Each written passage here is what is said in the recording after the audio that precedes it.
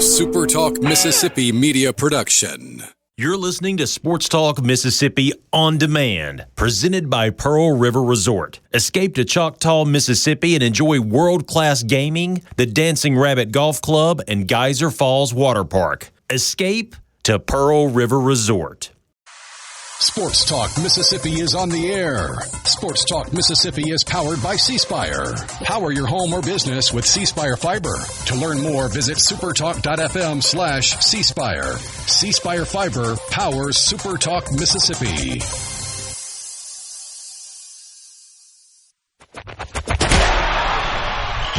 To the junction, in the Grove, and to the top. This is Sports Talk Mississippi. On your radio and in the game, right here on Super Talk Mississippi. In about 52 hours and 24 minutes or so, Ole Miss will be kicking off in the college football playoff semifinal. Today we're going to talk about that because there's an actual football game getting played on Thursday. We've been a little distracted by everything else going on. Player retention, Kewan Lacy not waiting, not leveraging the portal, not going in at all. Nothing. He has signed a new deal with Ole Miss, as has a handful of other players. We will talk about that. The portal is happening. Mississippi State working the portal hard. Got a offensive lineman pickup today, also in the player retention game. We will talk about all of that today. John Talty coming up. Joe Judge, I thought, was excellent in his press conference, so I hope we get to that and play that, because he was really good, actually. And so we've got a lot to get to today. So glad that you guys are with us. I'm Michael Borkey. He's Brian Hadad. This is Sports Talk Mississippi on a Tuesday. Glad you're here. We are glad you are here with us in the Pearl River Resort studios. Pearl River Resort, I mean, I'm just telling you, if you can't make it to Phoenix, I would not be against you going to watch the Fiesta Bowl at the timeout, at the Sportsbook at Timeout Lounge in the Pearl River Resort, or, just anywhere at Pearl River Resort. So much fun stuff going on there all the time. PearlRiverResort.com is the place to find out what's happening and what you can do and when you can book your next stay at Pearl River Resort. C Spire text line open to you, 601-879-4395. The best teams know how to get even better. That's why C Spire constantly enhances their wireless, fiber internet, and business solutions for you. Visit cspire.com today. C Spire, inspired by you.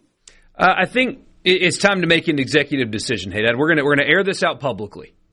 I think it's time to block a texter. I don't like doing it. Is it that guy again? I think it's time. I think that he has crossed the line, and I think it's time to finally end his run on the text line. That's a bit much. Yeah. Wishing injury on a player because he transferred to a different school from yours. Yeah. I think it's time. I really do. I think we're going to end his run on the text line. What do you think? Am I being soft here, or is wishing injury on a player on the text line enough to? This is a bit much. It's a bit much. So I think it crosses a line. I won't say that you're wrong.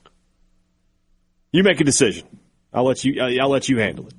It's just man. We know that you're unhappy with the state of college football. I get it. I know. Oh well, he did the thing. He did the thing. He says goodbye. Okay. You can't fire me. I quit. That's fine, because got to go with it. A football player going from the Sun Belt to the SEC is not something to wish bodily harm on. But gross. We will talk about that later. I got it. He's gone. We will talk about that later. For right now, hey, Dad, why don't we talk about... It's a shame. I missed the anger. I know. I will kind of miss it, too. He was always so angry. Always mad. But glad you guys are with us. And should we start with actual football? Because there's a real, live, actual football game happening in... I keep saying Phoenix. I've at least upgraded from Tempe, because Tempe was like 2 decades ago. Phoenix... It's in Glendale. Is not a thing either. No, it used to be the University of Phoenix Stadium. It did. But it's actually in Glendale. And, I've been meaning to. I keep forgetting to ask when these coaches do these press conferences, even though obviously I'm here in Jackson in the palatial SuperTalk studios. I can get on Zoom and ask about field conditions, because this is a venue that in the past has had issues with the field. And It's a dome stadium, but a natural grass field. They wheel it out, grow it outside, and then wheel it in. And over the years, I mean, all you have to do is Google stadium name plus field, and you will see years of complaints and stuff like that. Players, when they make cuts, have ripped this field up in the past. And part of me wonders, like, hey, are you guys, like, what do you have to do in preparation for the possibility of the field being kind of bad? I feel like that's kind of a goofy question, but hey, Dad, we've seen that field over the years. It's a bad field. It's a bad field. It's bad. And yeah, so I don't know if it makes a huge difference or not. Well, you know, if you get a chance to, I don't know, is there another opportunity to talk before the game? Is there an opportunity tomorrow? There will be, yes. So make sure you get in there. I tell you what, here's what you do. You know how this is. I'll ask the tough questions. Give me the link, and I'll get in there, and I'll be like, I'll find out. Of all the things going on, Coach, are you guys ready with like the longer cleats for this one? I guess that would be a Ken Crane question more so than a Golding question. But this is a really exciting football. Look, it's the semifinals. They're basically all exciting no matter what. But because of the 12-team playoff, you don't have a situation where maybe an overmatched team gets in. Right? All four of these teams have earned their position to where they are. I saw a Miami podcaster say, I don't think this Ole Miss team is very good. It's like, come on, let's be smarter about our commentary here. This isn't March Madness where like a 12 seed makes a Cinderella run. All right, this is a consensus, most of the year top 10 football team. To say that I don't think they're very good is. Come on, man. Let's not be stupid here. I'll play as I should, right? I'll play the devil's advocate. If you want to, there are ways you can look at Ole Miss and go, they have the good win over Oklahoma. Obviously, beating Georgia is a great win, but they don't have like 7 or 8 awesome wins. Neither does Miami for that point. Let's make that clear. But so like there are ways you can look at Ole Miss and go, well, some of the plays Trinidad made in that game may be a little fluky. And defensively, there you can get to them. You can run the football on them, and which teams have this season. Yes, Georgia, Miami, 8 carries for 13 yards in the second half, but still. And Miami is a really good running for the football team. So there are ways you do that. But when you say something like, "I don't think this Ole Miss team is very good," I mean, just wear the jersey at that point. Is Michael Irvin the host of this show that we're talking about? No, it's just some random guy. I was looking for. I will say this: the thought of Michael Irvin just whipping the Ole Miss jersey makes me smile just a touch. Okay, I need to see that. His sideline behavior is it's incredible. Don't tell me that guy couldn't still get me a first down. By the way, don't tell me I couldn't put him out there in full pads and send him over the middle, and he wouldn't make one catch for me. Don't tell me he wouldn't. I wonder. I mean, some of the receivers that Tyler Shuck had to throw to this year could not be any worse than Michael Irvin at this age. But you're not wrong.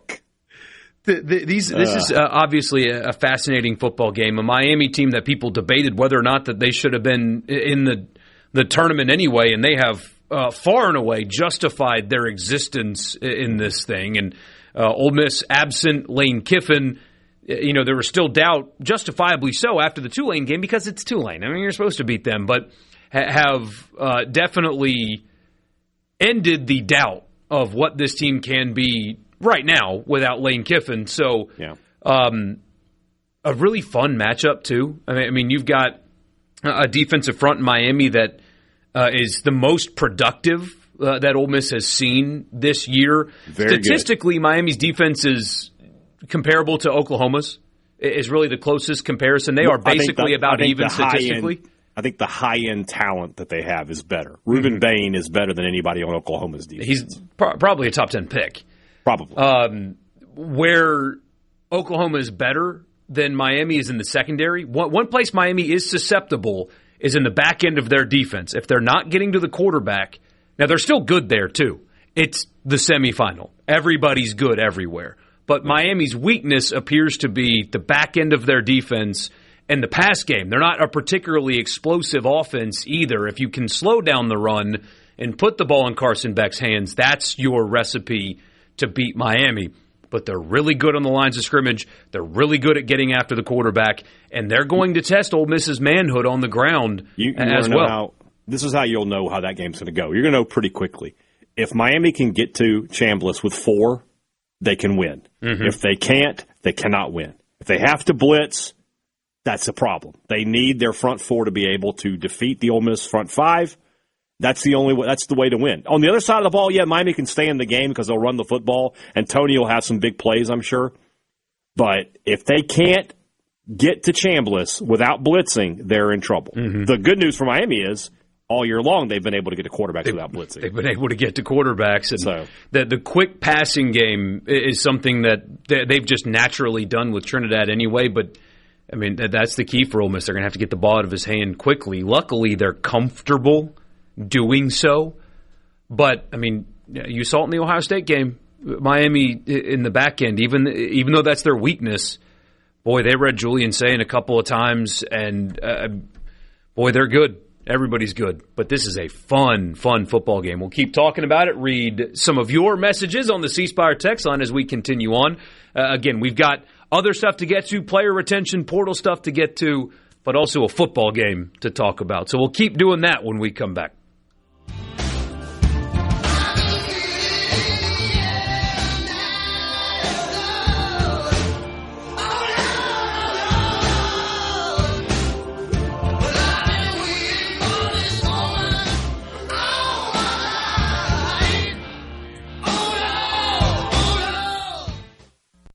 From the Venable Sports Talk Mississippi. Sports on your radio and in the game. Super Talk Mississippi.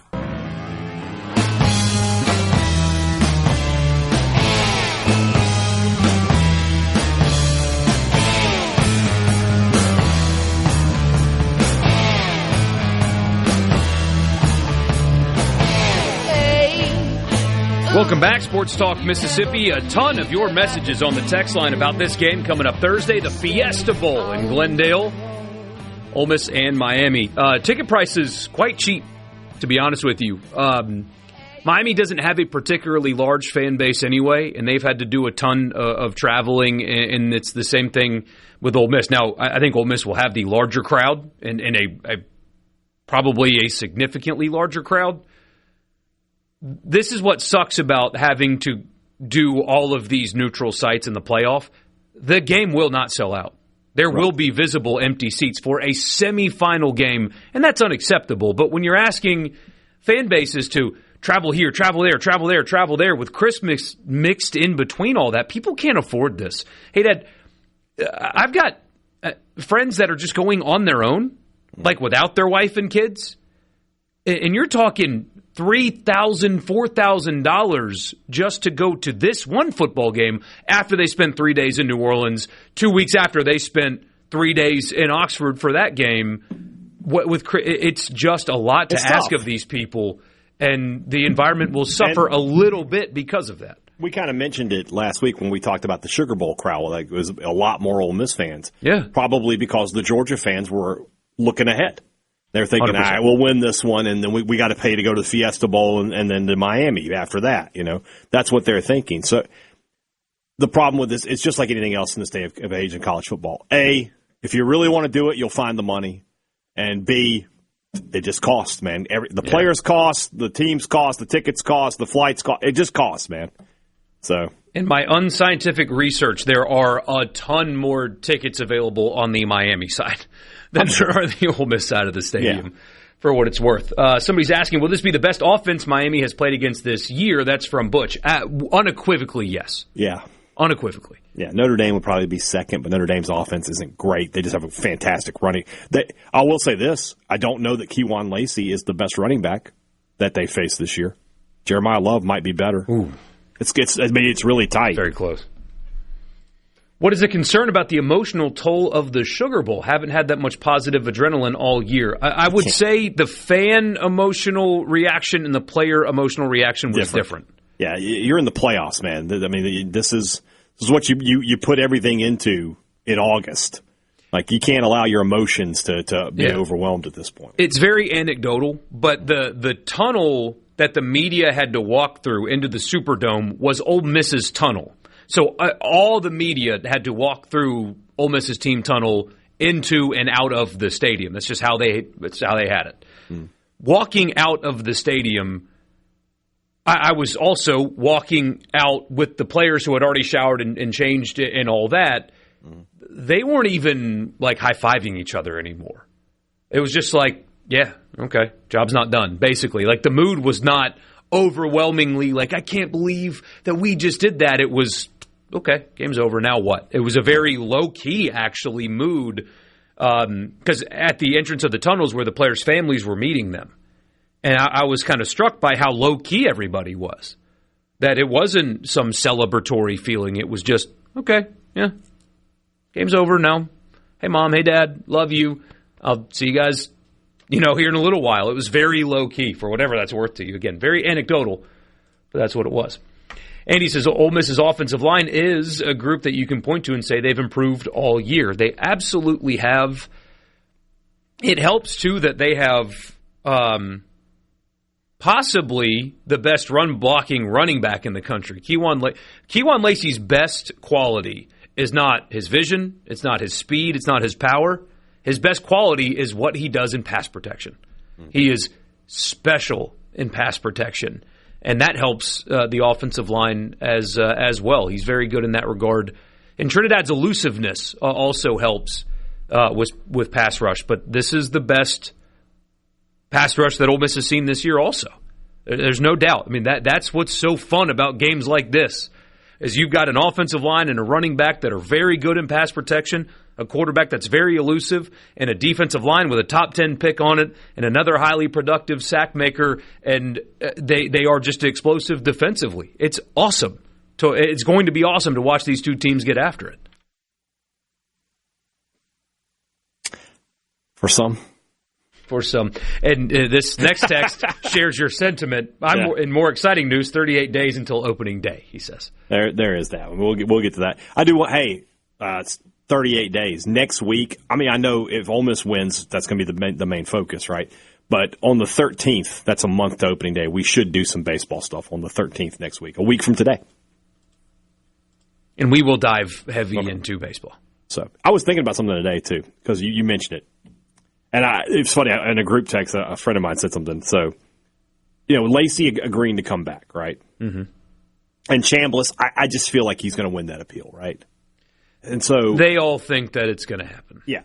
So Chambliss, Lacy back. They're having a good portal run thus far. Feels like they're going to keep the team kind of pretty much intact, plus add some good players. So a buddy of mine was like, are they going to be preseason number one? And I just said to him, I was like, well, first off, that's the least of our problems. They could be postseason number one. That's way worse. I was like, that's way worse from our perspective. But I got me thinking about it. I was like, yeah, Ohio State will bring back Sayin and Jeremiah Smith and Bo Jackson. And I'm sure Oregon, it depends on if Dante Moore decides to go pro or not. But, yeah, there's a very strong case that regardless of, even if Ole Miss loses to Miami on Thursday, they're the preseason number one team in the nation next year if Chambliss is back. You know who's going to be number one, though? Ohio State? Texas? They lost Wisner. They lost the running back. They did, but Texas, I think, is going to be the arch hype is going to be off the charts, man. Well, like right now, let's play it out then. Right now, as we sit here, and you're looking ahead to next year, if Chambliss is back, who's your first team All-SEC quarterback? Is it Arch or Chambliss? The votes will go to Arch. I think it should be Chambliss. I mean, you saw it this offseason, man. The Manning name is just people are just. I know. I think, but Trinidad should be preseason first team All-SEC. Yes. Yeah, I think I would. Look, if something really weird happens and Dante Moore transfers to Alabama, I don't know, but I think I would vote Chambliss over Arch. He'll just but at the same time, do I look at it from terms of, Kiffin and Weiss are gone, and I don't know that transition could be difficult for him, and I don't know. It's an interesting debate to have. We'll have it a lot this offseason, I'm sure. Somebody says, I hate Ole Miss as a lifelong State fan. I will say this Ole Miss team just plays incredible when they make the big plays they usually make, if that makes sense. Ole Miss starts hitting a big play here and there, they are hard to control. That is something that, the stats people will tell you that momentum is not a thing, and they are just so wrong. They're so unbelievably wrong about that. A thing.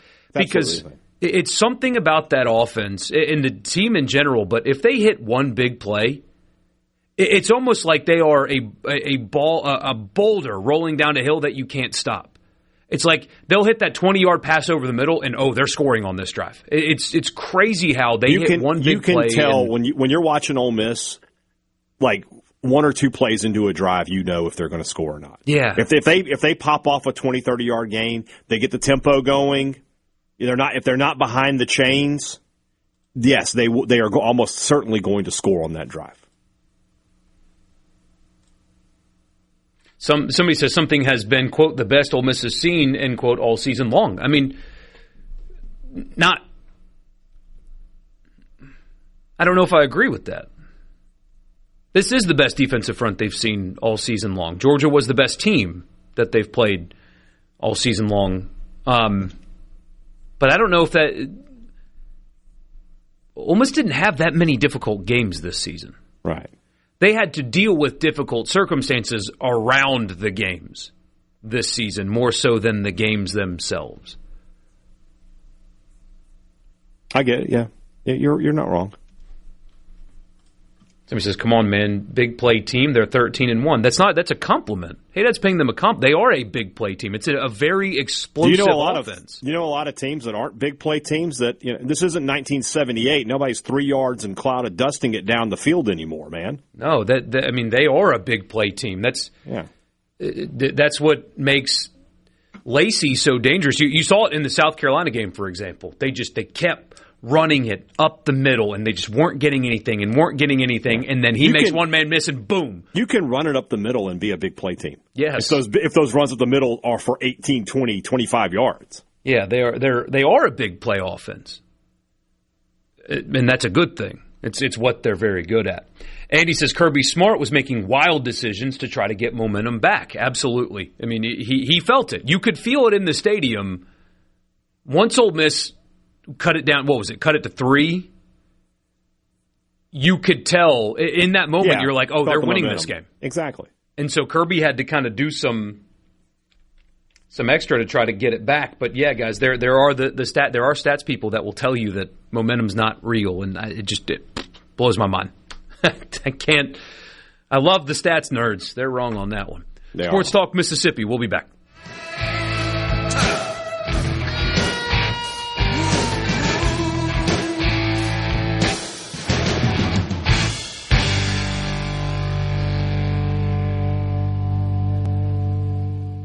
From the Zebra. Sports Talk Mississippi. Sports Talk Mississippi. You know I love sports. On Super Talk Mississippi.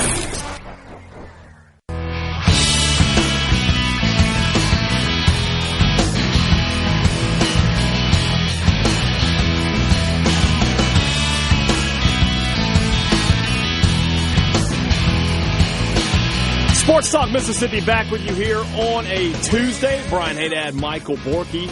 Sports Talk Mississippi is brought to you in part by AgriGold. AgriGold believes progress in the field starts with seed and the people who plant it. That's why AgriGold focuses 100% on seed, just delivering trusted genetics and solutions to help you get more out of every acre. Contact Carrie Baker at 662-836-7417, your local AgriGold representative, to learn more. Or visit agrigold.com to explore seed solutions and agronomy resources. Plant your legacy today with AgriGold. I bet you're an expert in agronomy. Well, the school I went to has some experts in agronomy, but I myself am not. The agronomy, I mean, I was looking at my 401k the other day, and so I guess the agronomy's doing pretty good. That's a little different. It's a little different.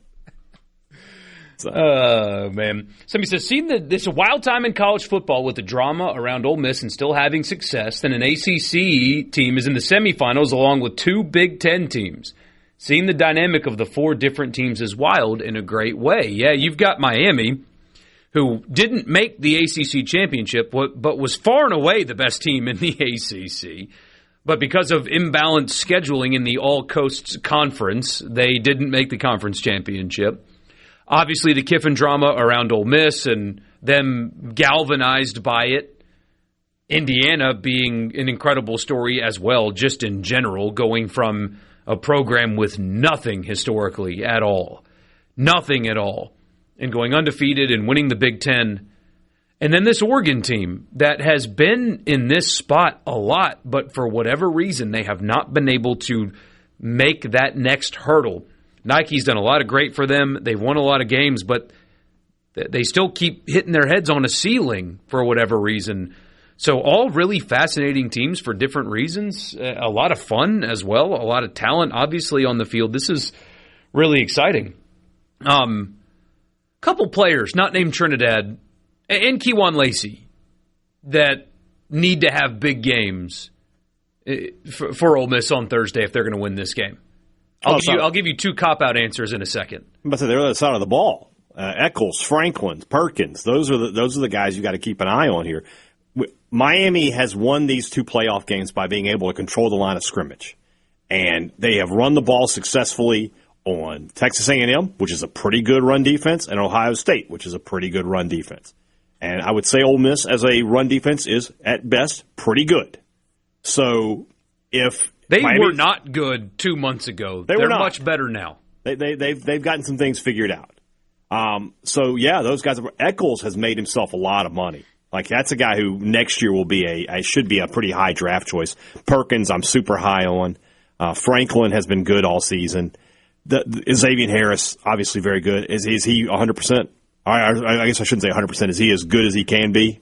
Yeah. So what was funny, Hadad, the phrase that people keep using is he can play. Was exhausted by his own dominance.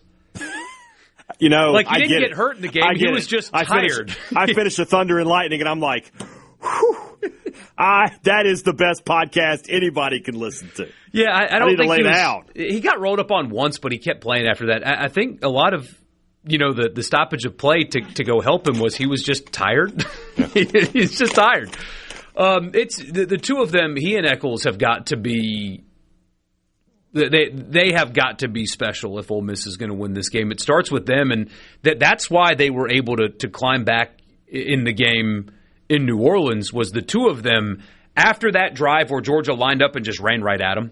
Mm-hmm. The two of those guys in particular, were like, enough is enough.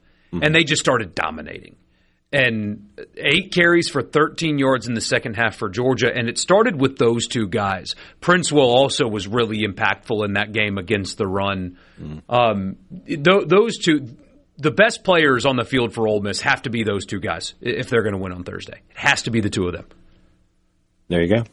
And then could you also say, we just sort of talked about it with Miami's defensive line, Diego Pounds, Patrick Kutas, Bryson Sanders. I mean, those five. The two tackles, Williams and Pounds, they've been really good this year. They've got to have their best games also. I mean, it's a semifinal. Everybody's got to have their best games. But those guys in particular are going to be really, really stress-tested in this game in ways that they're not every week. In the interview with Brooks Austin, he talked about how Georgia, big, physical defensive line, but didn't have the true get-off type that Miami's got. And I'm curious to know how Ole Miss is going to approach that, too. We already know they get the ball out of Trinidad's hands pretty quickly. But how do they counter that? Miami doesn't rotate a lot on the defensive line. I wonder if they do a lot of moving the pocket, that kind of stuff to get those guys, just get them moving a lot more than they're used to try to wear them out, because apparently Miami does not do a whole metric ton of rotating on the defensive line, and they're a little banged up there also. So maybe that's how you counter them, is you move the pocket, and Trinidad's best throwing is on the run anyway. It is. So maybe that's going to be part of Ole Miss's game, is a lot of moving the pocket, a lot of that to try to alleviate that. I don't know. We don't know. I think that, if I'm Ole Miss, I may try to play SEC dominance here and just come out and be a little run heavy in the first few drives. Try to run right at him. Try to run right at him. Let Lacy do what he does. try to get them on their heels a little bit. Do some 2 tight end sets. And maybe go big and go from there. J.J. Pegues got any eligibility left? No. No. All right. No, he does not. Let's see. We're scrolling through the text here. Who would you rather play? Miami got in over Notre Dame. Who would you rather play, Miami or Notre Dame? That's a good question. Yeah, Notre Dame was playing as good as anybody in the country when the season came to an end. If they had won 2 straight to get to this point, I think you'd rather play Miami. Because at that point, Notre Dame's on a 12-game winning streak, and they would have won at Texas A&M, avenged their one of their 2 losses, and then gone and beaten Ohio State. I think you'd rather play. Yeah, a 12-game winning streak is a lot. I'd rather play Miami at that point. Shane says Ole Miss needs to follow the Louisville playbook to beat Miami. Yeah, pick Carson Beck off 4 times. That helps. If you can helps get when pressure, you can do that. That's the thing too in this game. If Miami can run for 5 yards a carry, you're toast. But if you win first in second down, and you get Carson Beck into 3rd and 7, 3rd and 8, where you know he's going to throw the football, he will turn it. He's been better this year than last year with protecting the ball, but I think in part because he hasn't been asked to do a whole lot. Maybe I'm wrong on that. Maybe I'm totally missing that. But he is turnover prone, and he's shown it this year. If you pressure him, he has been at the times. Yeah, he will give you the football. Yeah, we'll see. Like with almost every game, turnover margin also going to be a massive factor in this game. That it goes without saying. Yeah, like you cannot turn the ball over and expect to win. You cannot lose games and win. No, yeah. If that's why in the Sugar Bowl that Lacy fumble, I was like, man, that's a huge play because the extra possessions are just so valuable for both teams, and for Ole Miss to be able to overcome that was something. Same thing here. If anybody if you turn the ball over, you're probably going to give up points. So somebody says I was looking at the injury report, saw where Franklin is questionable. Other than that, are they fairly healthy? Yes, he is the only contributor that is listed as questionable or out. It's concussion protocol, right? That has him questionable. But yes, otherwise everybody's going to play. I mean, who are you talking to? Lacey's shoulder, I don't think has magically healed in 6 days. But I mean, whatever they did to get him ready on Thursday of last week worked. They rotated a little bit more too. I think, frankly, that's a product of Kiffin not being there. Is he didn't have to take he's a little banged up anyway, but he didn't have to take every single carry in that game the way that they made him during the season. We'll talk about Kewan announcing his return later. One thing for 26 is I hope they protect him a little bit better than they did this year. He didn't have to carry the ball as much as he did, and that might be counterintuitive. He was playing in the 3rd quarter of blowouts, in the 4th quarter of blowouts. That's unnecessary stuff for your running back. I want them to better protect him next year. But anyway, 601-879-4395. We get a picture from somebody that was at the team send-off today. Really good stuff there. I think they took the Patriots plane again, by the way. Oh, yeah? Okay. Yeah, somebody sent a picture of the Patriots plane getting loaded up in Tupelo earlier today. So I guess, Robert Kraft's not flying around God knows where this time of year. So well, they're at home for most of the playoffs, so they should be okay. Yeah. A couple weeks before they may have to go to Denver. If Ole Miss makes the championship game, who do you think would be a better matchup, Indiana or Oregon? Oregon, I think. I think it's Oregon, but that may just be my old man saying Indiana kind of thing. So I think it's Oregon. Their style fits what you're built to stop and score against better, I think. They're mirror images, kind of. They run the tempo. Yeah. Sports Talk Mississippi from the Pearl River Resort Studio. We'll be back.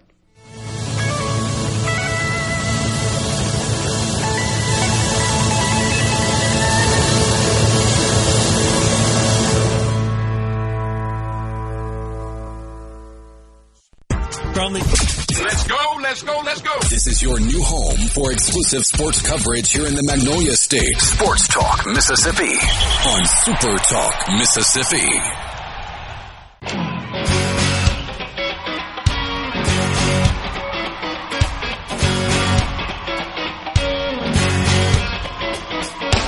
Welcome back, Sports Talk Mississippi. This is a Lines Tuesday, technically. Didn't even tell you the line. It's actually dropped by half a point. Miami, a field goal favorite over Ole Miss in this game. On the other side, Indiana, a field goal favorite over Oregon, a team that they beat on the road by 10 earlier this season. Yeah, a game that they handled pretty easily.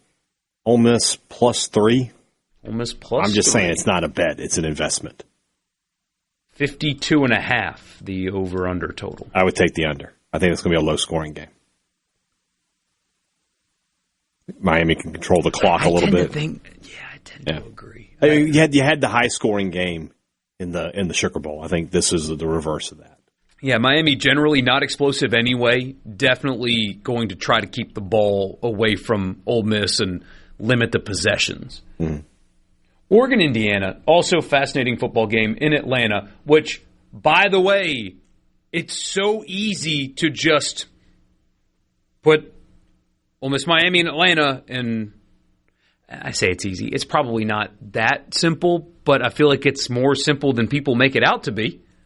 Oregon, Indiana should be in Phoenix. Ole Miss, Miami should be in Atlanta, and everybody would at least lose a little less. But fascinating football game played earlier this year. Mm-hmm. The Fighting Kirk Cignettis are as confident as any football team has ever been in the history of the world, probably. I mean, they're up there. They look like an old Alabama team. They really do. They look like what Alabama looked like in 2012. And like I said, if you had told me that Mendoza would have been a perfect successor to Greg McElroy and A.J. McCarron, he could have been the next guy in that line. The way he takes care of the ball, his attitude, and they play. I mean, they're physical. They control the line of scrimmage. They don't make mistakes. They just. I mean, they're even wearing crimson, man. They just remind me of Alabama in the best possible way. How have they been able to do this? I mean, I know he's an exceptional coach. That's the biggest thing is I'm pretty sure at this point he's the best coach in college football. So that goes a long way. You could make that argument? You can make it very easily. He's 14-0 at Indiana. Yeah, if he wins the national title this year, that's the end of the debate. He's the best coach in college football. I mean, considering that when the last if they win the national title, it means that they're the first ever 16-0 team, right? Mm-hmm. So 16-0 last year, they were 11-2, I think. The year before that at James Madison, was he 12-1, something like that? I mean, the guy's lost 3 games in 3 years. So you have that, and they're just so well coached. When the talent is close, if the team that makes the fewest mistakes is going to win, and they just don't make mistakes. And then the confidence factor too, right? I mean, they play physical. They play physical. They have a mentality. There's a reason that all the cliche stuff about football with leadership and that, but there's a reason people talk about it so much. Yeah, it's because of guys like him. Yeah. Just what a mentality does for a group of football players. Exactly. And he's got that. Yeah. Kirby Smart has it. He instills confidence in them. They're well coached. They're talented. They have good players. It's not like he's doing this with a bunch of ham and eggers. And they don't make mistakes. And when you take all of that into account, they're just going to be tough to beat. And they're physical. They pop you in the mouth. They set the tone. They're the more aggressive team in almost every game that they play. Yeah, everybody on that sideline would rip your face off if you gave them the chance to. Including Cignetti. Yeah.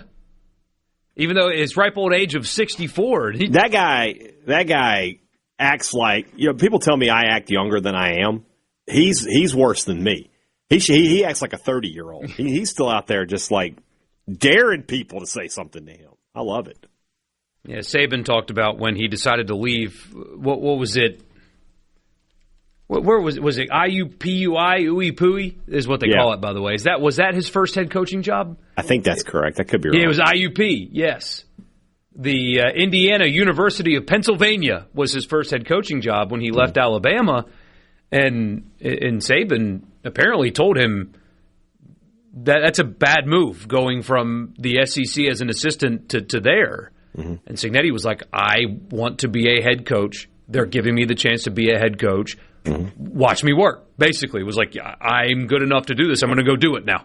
You know, for all as great an evaluator of football players as Nick Saban is, the fact that he didn't get him back at some point or suggest to Alabama, you should hire this guy when I retire, that's a miss on his part. That's a miss on Saban's part. He went 33-11 in conference play at Indiana University of Pennsylvania. Yeah. He went 31-4 at James Madison in conference play. Didn't they? They hired him the same year that they hired DeBoer. They could have gotten Cignetti. That should have been the suggestion from Saban.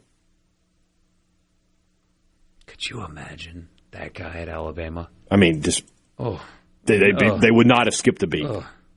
I'm glad they're skipping beats. It worked out best for us. Yes.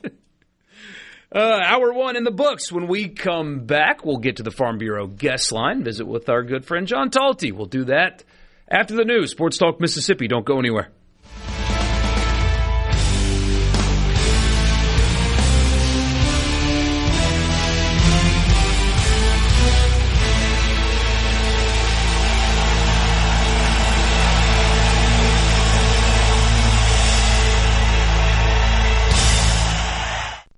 This is Sports Talk Mississippi, right here on SuperTalk.fm, the SuperTalk Mississippi app, and always live on your local SuperTalk Mississippi radio station.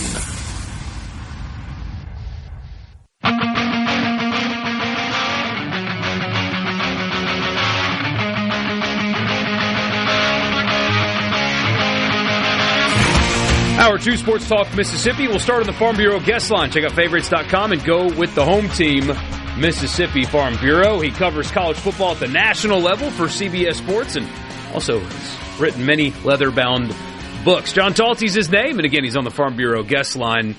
John, let's start here. So we spent the first hour obviously talking about Ole Miss Miami coming up on Thursday. When you were covering the Lane Kiffin departure saga, because we had you on to talk about what you had written about all of that. Could you have ever envisioned us having this conversation today about where this team is? It's pretty unbelievable, honestly. And, little tease to the listeners, working on a story right now about some of that, specifically about, how well Ole Miss has done, both in terms of retaining players, but also adding guys in the portal right now. But when you look at the job that I think Keith Carter and Walker Jones and, of course, Pete Golding and his staff, it's been unbelievable. And I think it's a real credit to them. It's a credit to the team. I think a lot lesser leaders and lesser players would have folded, maybe even that first-round game, but certainly in the Sugar Bowl against Georgia. And so for Ole Miss to kind of come out of this the way that they have, where they're one win away from playing in a national championship, they're holding on to a lot of their top players in a way that I think people doubted, certainly when Lane went to LSU.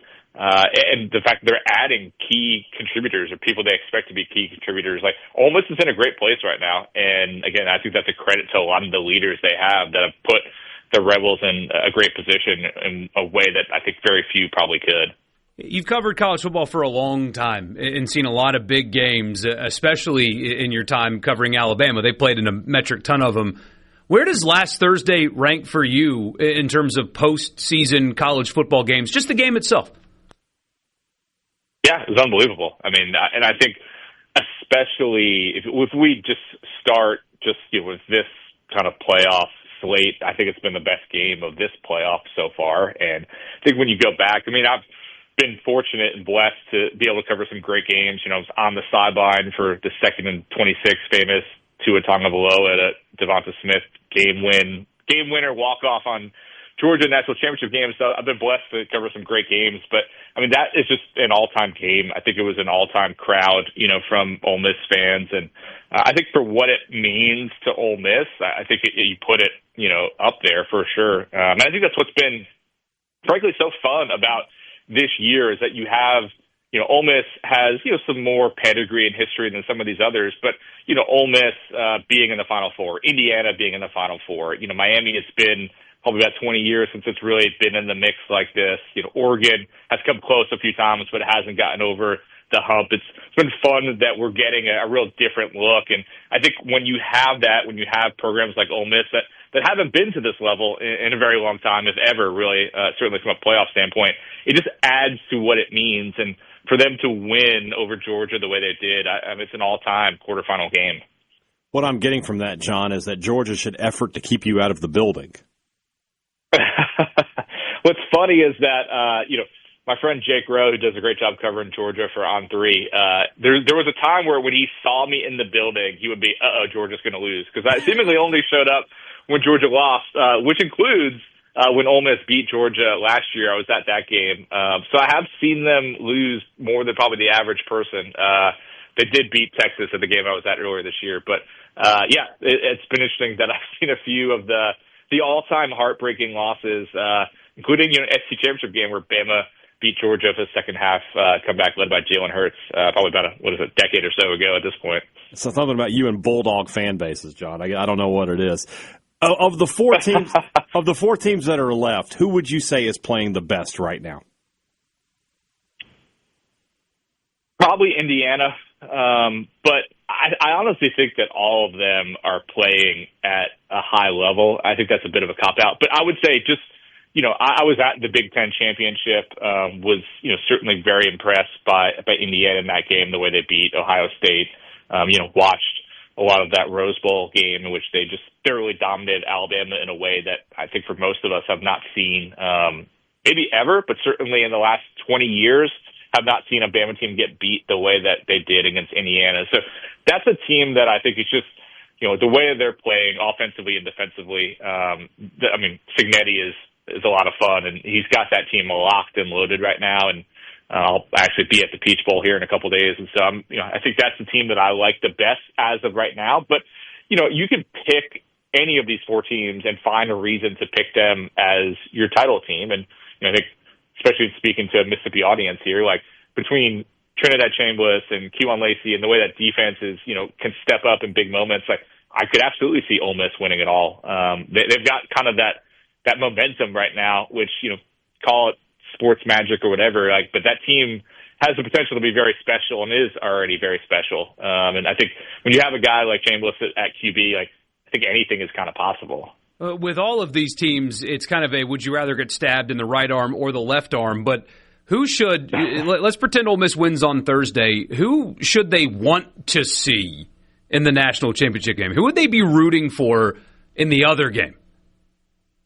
Yeah, it's a great question. I mean, like you said, it's either one is going to be challenging. I would pick Oregon probably, and I say that because I probably trust Mendoza more than Dante Moore at this point. Like if I'm in all right, let's just let our guys go here. Like I trust Trinidad to do it. Like if he has to go, put up some points, I probably trust him over Dante Moore a bit more than Mendoza right now. But, both teams are very talented. I mean, that's the thing. You're going to, no matter which team Ole Miss plays, Oregon has more talent on paper for sure. I think Indiana might be equivalent talent level, but I think they're extremely well coached. They got two coordinators who could probably be head coaches down the line. So I've just seen the most Indiana and probably have been the most impressed by Indiana. So I would pick Oregon, but either way, it's going to be a challenge. And, and of course, Miami is going to be a challenge too,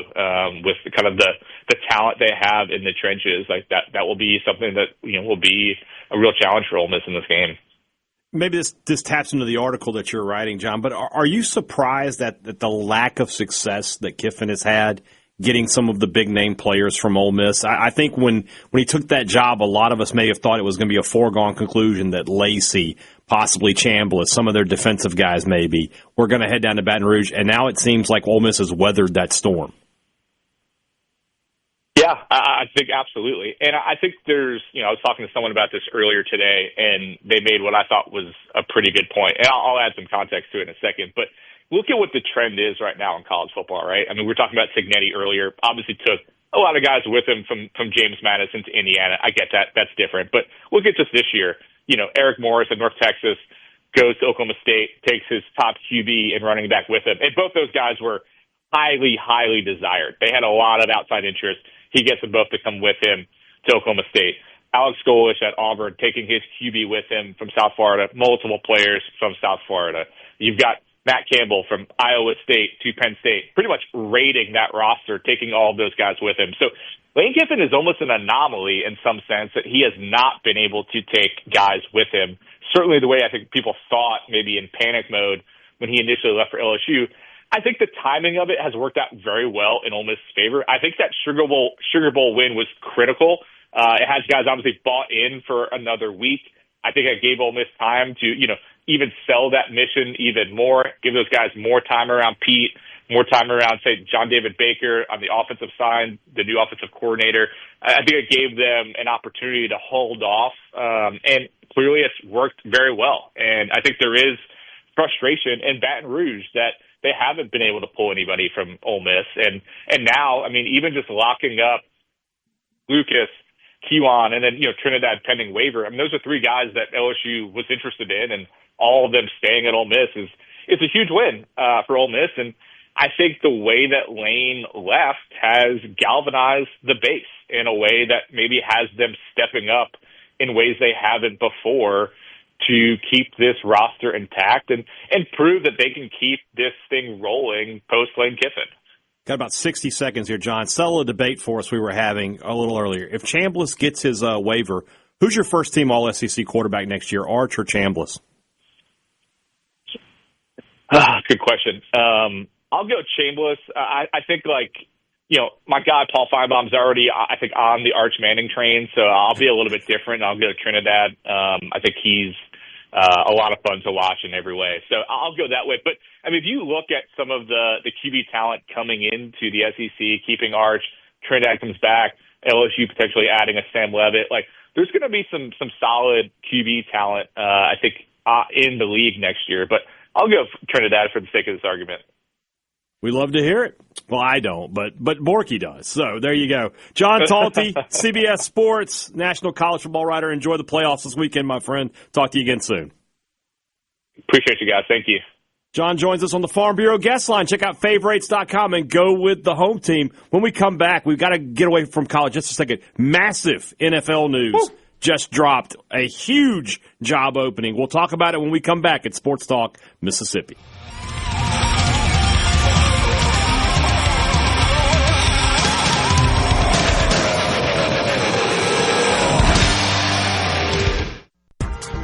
Talk Mississippi is brought to you by Covington County Hospital in Collins, where your health matters. You can be a part of Sports Talk Mississippi. 888-808-8637 on Super Talk Mississippi.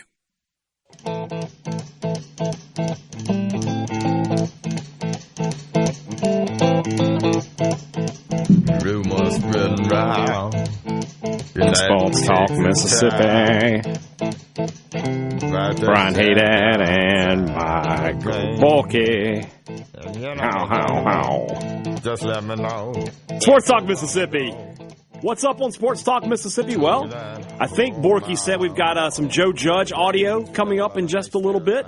The college football fix, we're going to go back into the transfer portal and tell you who's been added to the roster today in Starkville and Oxford. And we're about to hit on some big NFL news that just popped while our friend John Talty was talking to us on the Farm Bureau guest line. What's up on Sports Talk Mississippi is brought to you by Ag Up. Start the new year with a compact tractor that's a proven performer and get a great deal. You get it all at Ag Up Equipment. Right now, get 0% financing for 48 months on select John Deere 1 through 4 series compact tractors. You can't beat these workhorses at their there's 0% financing. Stop by your local Ag Up or visit them at agup.com. Your down-home dealer. Offer ends 1/31/26. Some restrictions apply. See dealer for details. All right, during the break, right at the end of our conversation with John Talty, it was just broken. I think Ian Rappaport got it first, but I could be wrong. The Ravens have fired John Harbaugh after 18 seasons on the job. I felt that game Sunday with the Steelers was kind of a loser leaves town match, right? Yeah. Tomlin, and I'm glad it's not Tomlin because I feel like Tomlin would immediately head to Atlanta. I think I don't want him there. He's good enough that I wouldn't want him there. But John Harbaugh, that job, first off, that's going to be an attractive job for somebody because you get to coach Lamar Jackson, assuming he's healthy with Derrick Henry. That's a good team still. But Harbaugh goes to the top of the list of every open job. The Giants will want to interview him. The Raiders will want to interview him. The Falcons will want to interview him. And so on. The Dolphins, who haven't fired their coach yet, probably should. Honestly, if you felt like you could get Harbaugh, it's worth firing your coach for the most part. I mean, obviously there are a few who won't. But, man, that's a big-time job opening. I shouldn't say that's a big-time job opening. That's a big-time coach that's now available to work. Yeah. Wild. I can't. You should never be surprised by anything in the NFL. No, but that one's a surprise. I mean, he's been there for so long. And, look, they were bad this year, but Lamar missed most of the season. He was injured. If he had been healthy, they probably win the division going away. Yeah. And, that's a tough one. That is a tough one. Man, am I intrigued by the coach movement. That's a surprising one. There's just no question about it. That to see him, he's just an institution there in Baltimore. He's been there forever. Won a Super Bowl. Yeah. And now he's out. Somebody says the Cowboys should. The Cowboys should. Yeah. Yep, they should. But anyway, 601-879-4395. 601-879-4395, the C Spire text line. We got this, a good question. Don't know a whole lot about college football, so explain to me what kind of waiver does Chambliss need? What he is seeking is a medical hardship waiver related to 2 different upper respiratory illnesses that he had during a season in his time at Ferris State. He did not play a full season, only a couple of games if I remember correctly. Should be a medical redshirt situation, but he was not injured on the football field. It was an illness that kept him off the football field. So that has been the basis for him to receive that waiver. The Ole Miss / Chambliss side is arguing he was sick. Here's documentation that says he was. Physicians, specialists saying that he could not have played football, that the illnesses prevented him from being available to play, therefore he should get a medical red shirt. The NCAA saying, or at least has not denied it yet, but that would be their position, is he didn't get injured playing football. So we'll see. I know Keith Carter did an interview this morning where he said, still don't know. Tom Mars, who has a great record suing the NCAA, is very confident that one way or another, whether it be through the NCAA's waiver or they find the right judge to, what do they call it, a temporary restraining order to get that done. Indiana has a defensive back that played all season under one of those. I believe it's Lewis Moore, right, who was at Ole Miss at one time or was committed to Ole Miss at one time. Anyway. Tom Mars doesn't lose against the NCAA very much. He is supremely confident that Trinidad Chambliss will be playing college football next year, whether it's through a granted waiver or through a judge holding the NCAA against their will, one way or another. Is there any truth to the rumor that Ferris State might be trying to block that somehow? As it was told to me, they're not blocking it. They just weren't as overly cooperative as Ole Miss would have hoped initially. But anyway. Okay. Don't know anything about that one. Chase says football's always better when lawyers and the congressmen get involved. Yeah, well, welcome to 2025 college football. The news broke last night. Hold on. Uh-oh, did something else happen? Something just broke. But not something we were expecting, but Isaac Smith officially back in Starkville. I was just about to start the player retention conversation. There you go. So okay, perfect. So thank you, Isaac. You know what? I want to say something. I tweeted on Sunday because Kelly Jones announced 30 minutes after Robbie and I wrapped up the podcast that he was coming back. And I was like, we got to have some synergy between us. We got to have something here. So, Isaac, I appreciate you listening. Thank you. I've known for a long time that Isaac Smith is a huge fan of Sports Talk Mississippi. And he was on with us at SEC Media Days, and he told me off the record, of course, that hey, I listen every day. I've actually got a headset in my my helmet, so that if I'm at practice, I can still listen in. So he was listening, and he's like, "Let's make sure they get this news here." So yes, let's start there then, Hadad. We'll get to the Lacy stuff after the break. Isaac Smith, we talked about Kelly Jones yesterday, so if we don't mention him, that's because we talked about it yesterday. Big news for Mississippi State defensively, though. Yeah, and State's, a lot of these guys that are saying they're coming back, I'm not sure how much interest they would have drawn in the portal, but better to have them back than not. Guys like him, Darian Gillette announced he was back today. Trevion Williams announced yesterday. Zachary Tillman announced yesterday. These are guys that, with Zach Arnett running the defense, you feel like they can take a step forward. Now, Isaac Smith is a 4-year guy at this point. I don't know how much he's got left to give, but at the best of his game, he is a tackling machine. In Arnett's defense, his role will certainly change. I think he'll be less towards the line of scrimmage and more as a safety than he was before, but he's still going to be an elite run stopper. We'll see what he can give you in coverage. But also from a leadership standpoint, this is one of your leaders. This is one of your top guys, been a team captain. So to have him back is huge for State. Only guy left on the list that you would say, hey, is he coming back, is Anthony Evans. State's been doing a pretty good job of staggering these announcements. I'm pretty sure they're just building it up so that they're you want to be in the headlines every day, you right? want to be in the headline every day. Think about it like this. If you're State, Ole Miss is in the playoff, right? They're getting all the headlines right now. You got to do what you got to do to get some positive momentum, right? So my guess is Anthony Evans tomorrow, possibly. I wouldn't do it on Thursday because the focus will be on Ole Miss for sure on that day. But tomorrow, maybe Friday, you'll see an Anthony Evans announcement. At that point, you've got the core of your team back for 2026. And so there's been a few others, too, that we have not mentioned on this show. Off the top of your head, ones that we haven't, that have also re-upped. Say that again? There have been a few that have re-upped that we have not yet mentioned on this show off the top of your head. Yeah, I thought I just did. Darian Gillette. But there's a few more that have not re-upped yet? Yeah. For State? Evans? They'd be waiting on. Yeah, Evans is probably just about it, to be honest with you. I mean, if Calvin Dinkins wants to say he's coming back, but where's he going? I don't think that's going to happen. Jalen Smith hasn't said anything, but I would imagine I haven't heard anything about him possibly leaving. That's really it. I mean, yeah, State's in a pretty good in terms of the guys coming back that they want to have back. They're in a good spot for that. They are in a good spot for that. So knew that was coming, but player retention, very, very important, especially because there's a lot of names in the portal. There's a lot of them.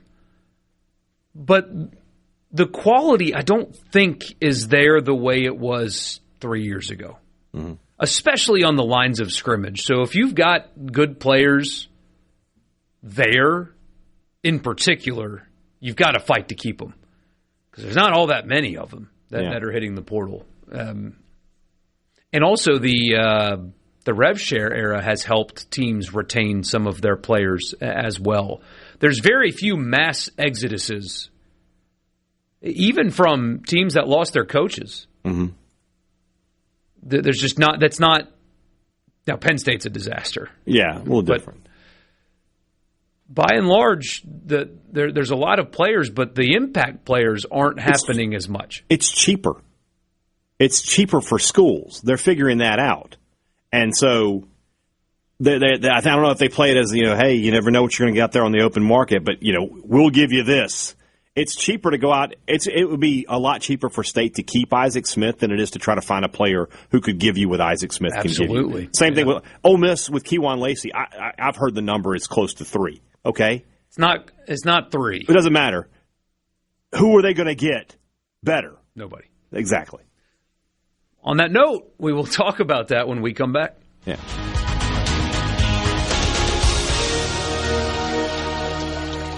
From the Seabrook Sports Talk Mississippi on Super Talk Mississippi.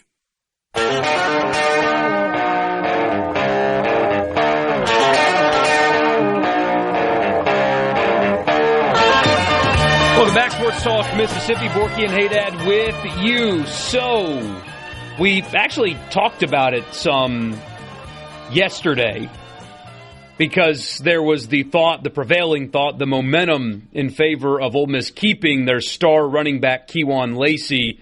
It ended up really getting hot last night, and then Ole Miss made it official this morning that Kewan Lacy has signed a new deal. He is returning to Ole Miss in 2026. That is It's a very similar copy and paste reaction to that of Trinidad. But when it comes to Trinidad, at least there's the waiver thing that, you could spin if you were LSU that wanted Trinidad to follow Kiffin, even though he didn't. You'd say, LSU couldn't wait on the waiver. They didn't know. Okay. What about Kewan then? Because Kewan Lacy was the guy, the second Lane Kiffin took the LSU job, everybody was, he's coming with him. Oh, he's tied to him. We kept hearing that. Oh, he's tied to him. He's tied to Kevin Smith. And what was it, a couple weeks ago, where we're like, hey, would have told you initially that he's gone completely, but that's not what, that's changed some. There's a thought that he's going to stick around. And sure enough, not only is that a possibility, he has committed to and is staying with Ole Miss for 2026. It is, again, a massive deal because he's an elite player. One of the best running backs in the country this season, where he helps them too, like we talk about all the time, pass protection. He is exceptionally good in pass protection.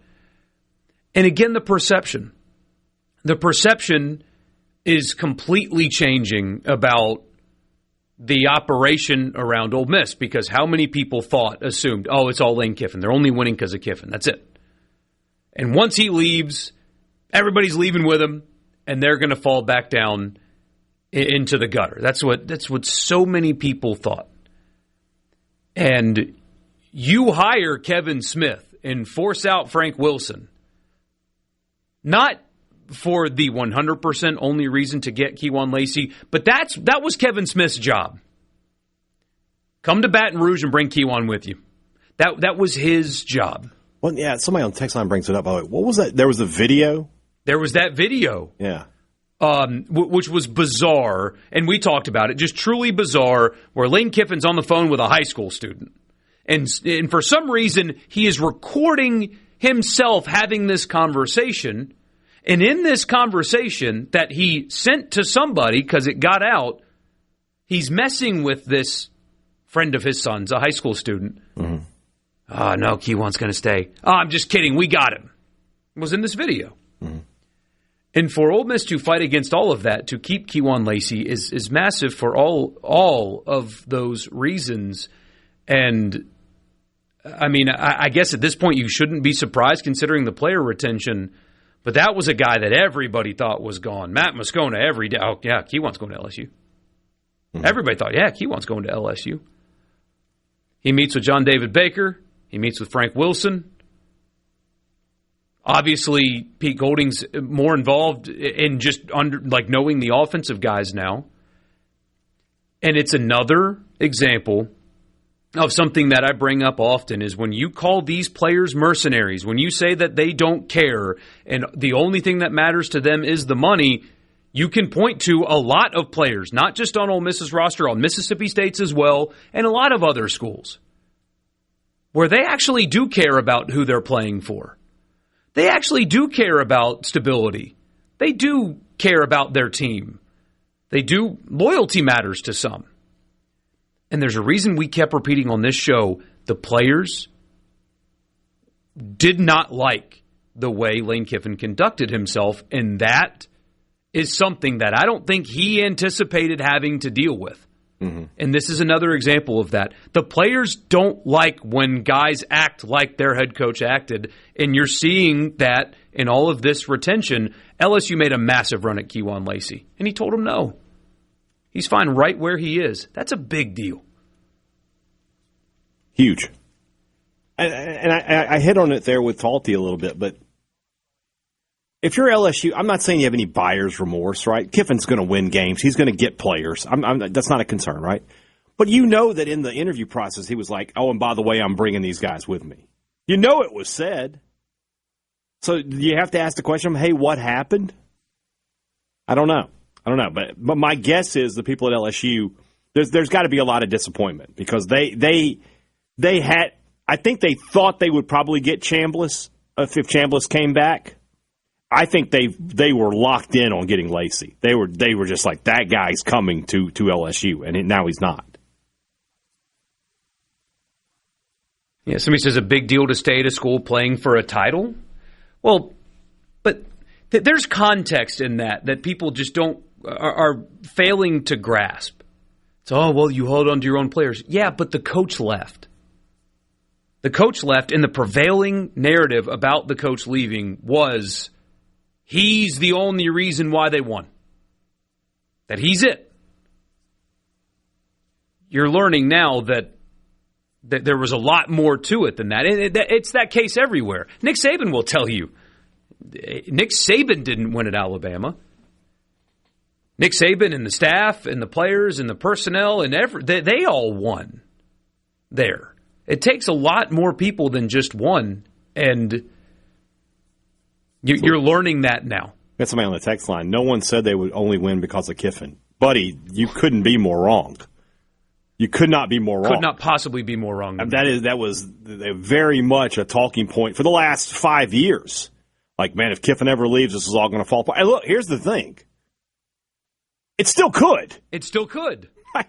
Like, next year, I think they could go 7-5. Well, next year. no. If Chambliss and Lacy and these guys, they'll be fine. That's not the issue, right? It's 27 where you get the full idea of what Ole Miss is going to be without Kiffin. So, yeah, it could, but if Ole Miss is going to continue, if their fans are going to continue to support and put money in and get players, it's going to be really hard to fail. It's hard to fail when you have good players. Exactly. This guy puts a quote. He was an offensive mastermind and a recruiting genius, and these are all his players, and blah blah blah. Yeah, exactly. We've heard all of that for a long time. But yes, it still could happen. This just proves that the players don't believe that it was just him. They don't believe that. Mm-hmm. All it took was Pete Golding for them to be like, you know what, actually, I like this. Mm-hmm. I like his vibe. I like the way he conducts himself. Actually attempts to build relationships with the players. This is something that we talked about back during the season that I was hypercritical of. It was right around the time Lane unfollowed me. When he said to the media, you guys don't get it. It's a new era. None of these players care at all. None of them care. And I said, that's not true. I know for a fact that his players care. It matters to them. I know for a fact, and Hadad can speak to more of it, I know for a fact that there are 2 players on Mississippi State's roster that were offered more money to go elsewhere. Mm-hmm. There are multiple members of that I can speak to exactly of the Ole Miss team that have just re-upped that were offered a lot more money and chose to stay where they were. Relationships, personnel, all that still matters. And what people are waking up to today and what they're realizing today is when you act the way he acted, don't be surprised when people don't want to latch themselves to it. He's at LSU. He's going to get great players. He's at LSU. He's hired a good staff. They're going to help. But when you don't make an effort to care about anybody around you and don't build a relationship with anybody around you, don't expect them to keep following you. That's what we learned last night. Because it's not just him. It's Prince Willuman Mielen. You want to guess who made a heavy run at him? It's the kicker and the punter, by the way. LSU wanted both of them. Tried to get them. Offered them a lot of money. It's all these guys. And he might still take a couple. But not near what anybody thought was going to happen here. Yeah, to be honest with you, I'm surprised. I won't lie. Chambliss. Hey, Dad, I am surprised too. I did not think that it would be basically nobody. I thought Lacy would go. I really did. I thought Chambliss, Ole Miss might be able to keep him because there's a little bit of the, they gave me my chance kind of thing. Lacy was always going to be a star wherever he went. But I'm surprised. And I'm surprised at how ineffective he's been at getting guys to come with him. I'm very surprised by that. Because he quit on them. Yeah. He quit on them. He told them they weren't good enough.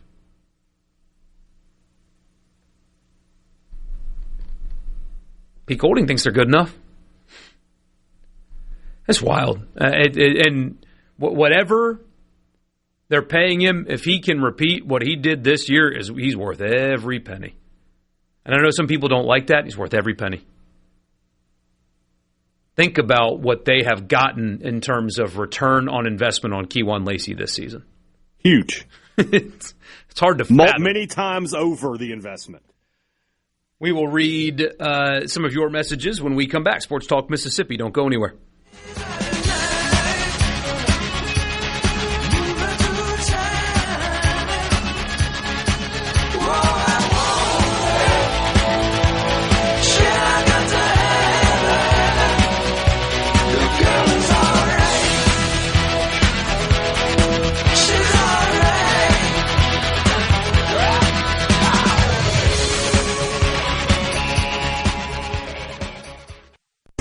Back to Sports Talk Mississippi. Doesn't get any better than this. On Super Talk Mississippi.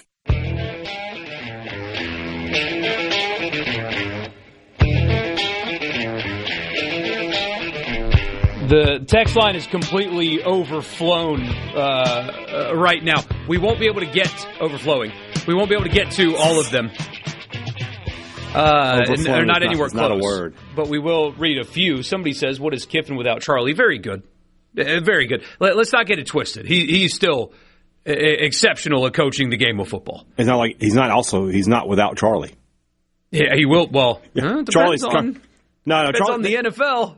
He said something though, didn't he? I mean, I guess. But he's not. I think that was a. Is he going to make more as an NFL offensive coordinator?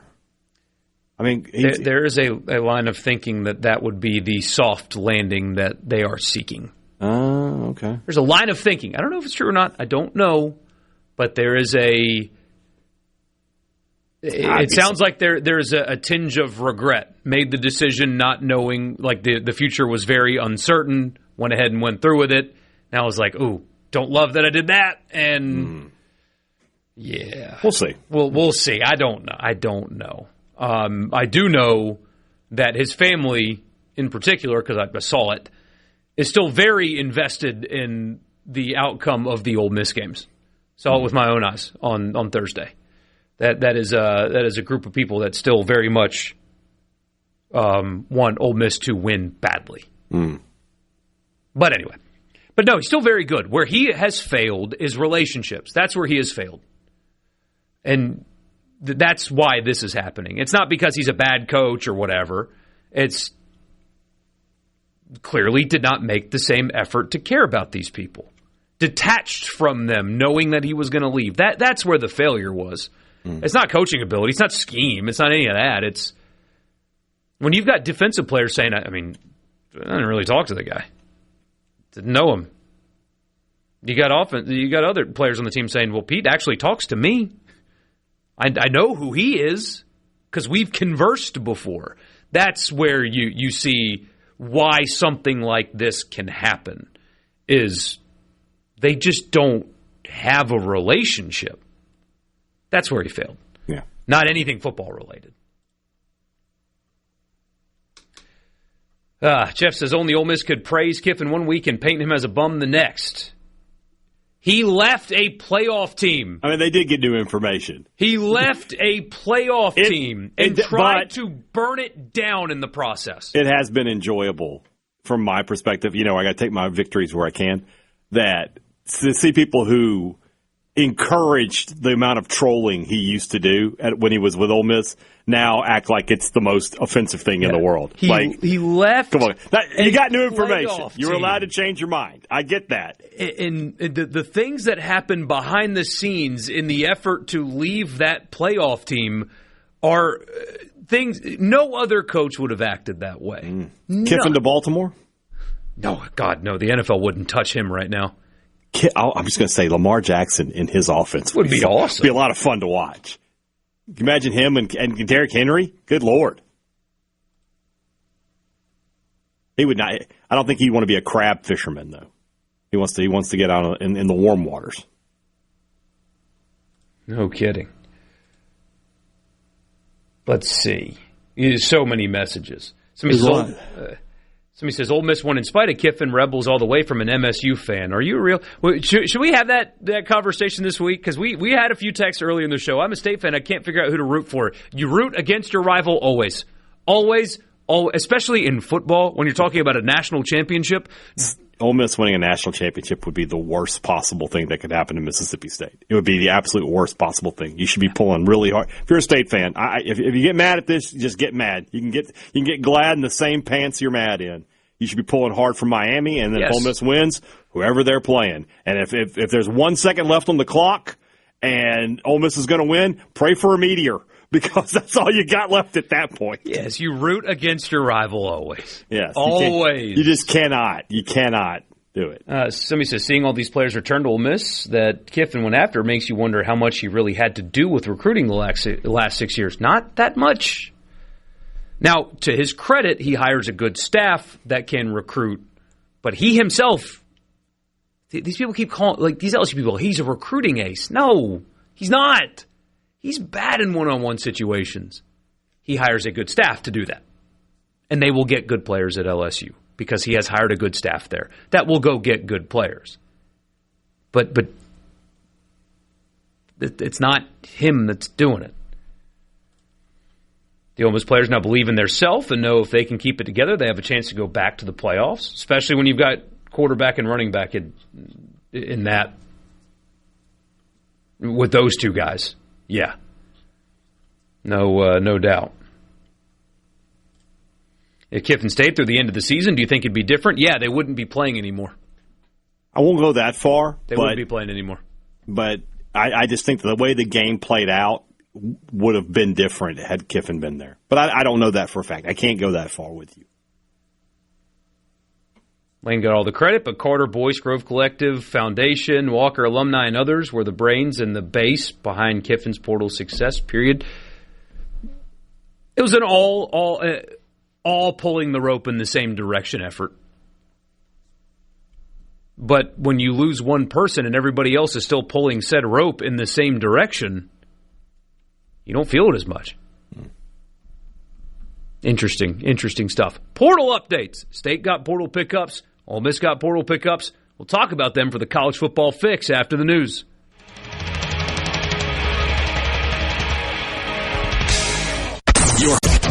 If it's sports in Mississippi, you'll hear about it here. Sports Talk Mississippi. You like this show, huh? Yeah! Super Talk Mississippi.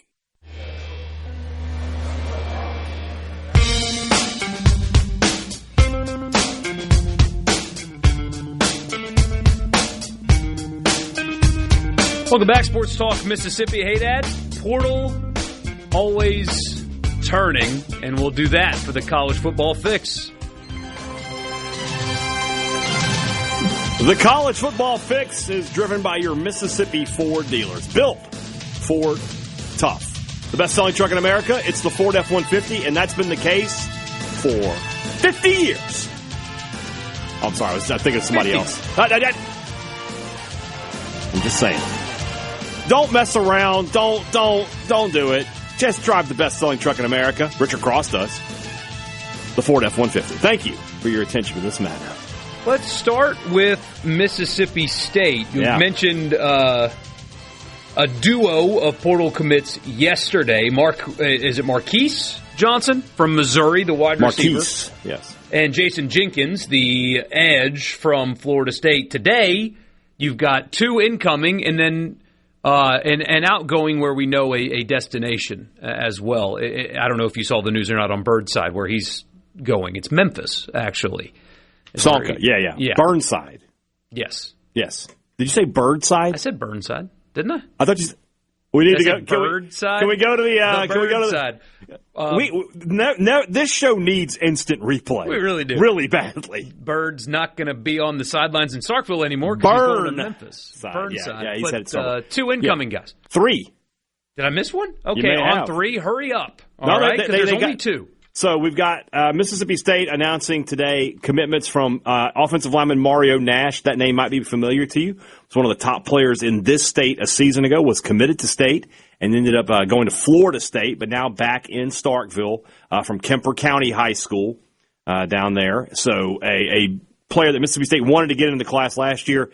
This is one of those things we've talked about in the past, Michael, where sometimes finishing second is the best thing you can possibly do. Let somebody else pay for that year of development, and you can get him when he's actually able to contribute. Now, an offensive lineman, is he a guy that can help State next year? I don't know the answer to that. My guess is if he gets here, he'll have the opportunity, but I don't. He's not a sure thing to be a for sure starter, however you want to look at it, for Mississippi State in 2026. State also added 2 cornerbacks today for Mississippi State. From Syracuse, Caleb Singleton. By the way, this is the most unique spelling of Caleb I've ever seen. Kaylib. Caleb. Okay, we'll go with that. We'll take it. He was a true freshman last year with the Orangemen. Got a good bit of playing time.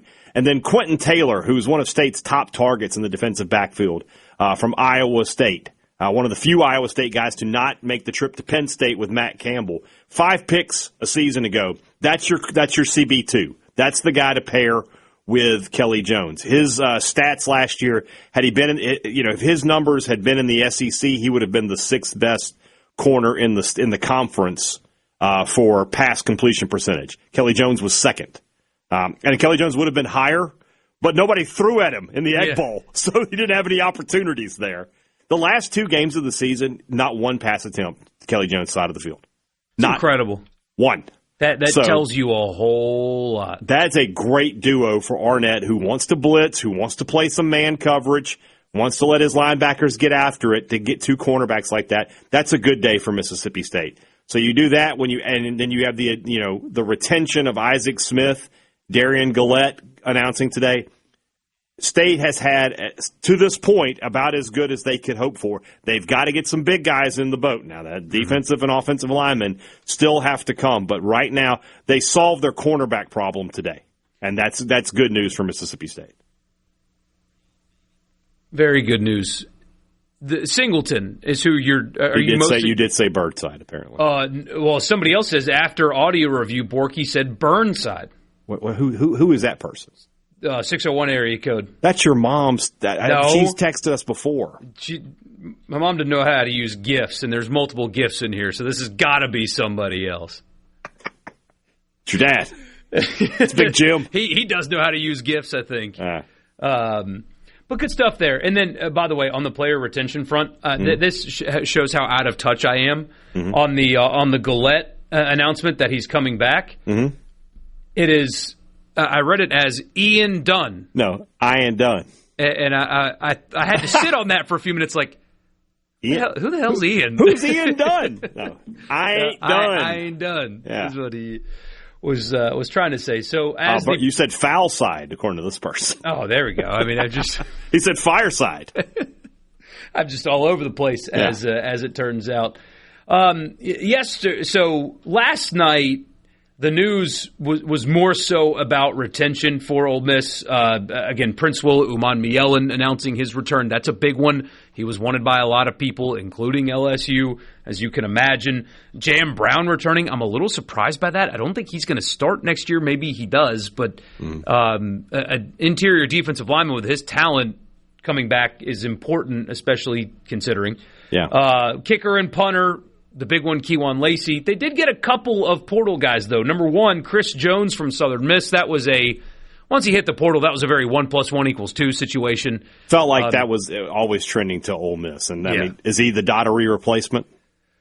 Well, I think Daugherty's coming back. Okay. I thought Daugherty was a senior. Okay. No, he's got eligibility. Okay. So he could test the NFL waters. I don't think his NFL Daugherty's going to end up being a very good college linebacker that, if he's going to make it at the next level, he's going to play a lot of special teams. Okay. But Chris Jones, as the Southern Miss fans unfortunately know, highly, highly productive linebacker, a tackling machine, really quality player, kind of a late bloomer. It'll be a battle between he and Keaton Thomas to be the starter next to Daugherty. But as you know, this with the Golding defense, they rotate a lot. He likes to play a lot of guys. There is not, here's my 11, and I'm just going to play these 11, and that's what it's going to be.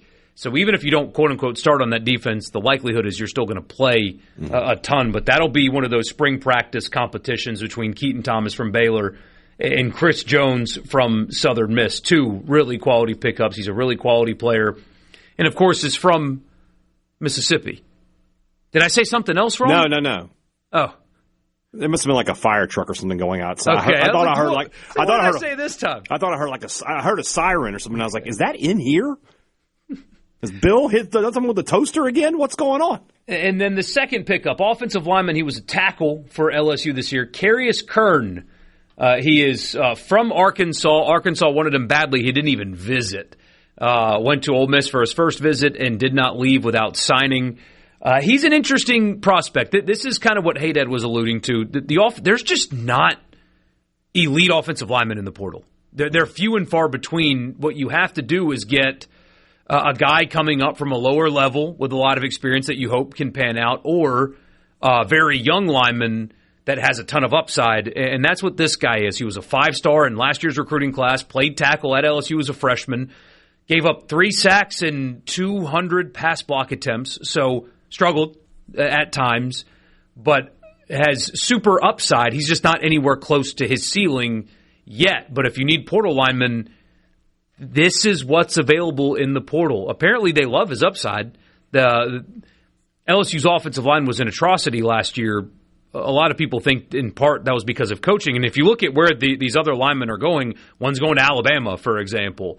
It's not like these guys are having to go play at Furman. The outgoing LSU linemen are getting SEC offers. One's going to Tennessee. So clearly they think that the talent was there, just maybe not getting coached well enough. It's a high upside, but right now he's not close to his ceiling type pickup. Luckily for Ole Miss, they're not going to be super portal dependent. There is a chance that 4 of their starting offensive linemen are already on the roster today. The 3 interior guys that start right now, and everybody's super high on the freshman Devin Harper to slip into one of the tackle spots, getting left behind by Pounds and Williams, who are both off to the NFL. There's a chance that they only need 1 portal guy to come in and start. I would bet on that right now, actually, that 4 of the starting 5 on the offensive line are returners, which is significant at that position. So we'll see. They like his upside. LSU fans are like, ha, ha, ha, every offensive lineman we had sucked. So I would bet that the truth is somewhere in the middle. High Pronounce upside his name player. for me one more time. I believe it's Carius Kern. Just sounds like a supervillain. Yeah, it really does. So we'll see. Like but Spider-Man is like, I got to stop Carius Kern from burning down the city. So there you go. That's your as your portal world turns. Real quick, from Mississippi State's perspective, another addition through retention just now. Linebacker Jalen Smith has announced he will be back in Starkville for another season. Again, just kind of waiting on Anthony Evans at this point. And is there any concern there, or just not everybody I've talked to says they feel good about it. I really do feel like State's just waiting to make the announcement, trying to keep positive, try to keep people popping every day or so. You spread out the news cycle. That's what you do. If you got good news to share, you don't want to spread it all at one time. Yeah, exactly. That's your college football fix, driven by Ford. We'll be back.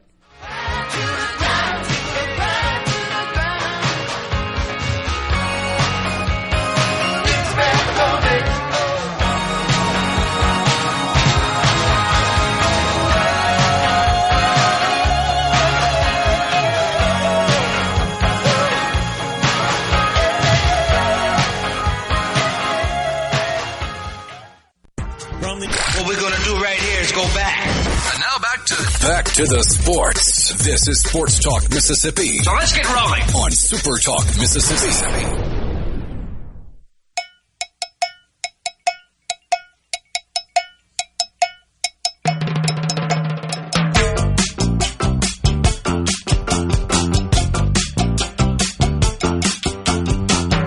Welcome back, Sports Talk Mississippi. Forgot to mention, by the way, Austin Simmons to Missouri is official. So mention Burnside to Memphis official, Simmons to Missouri official.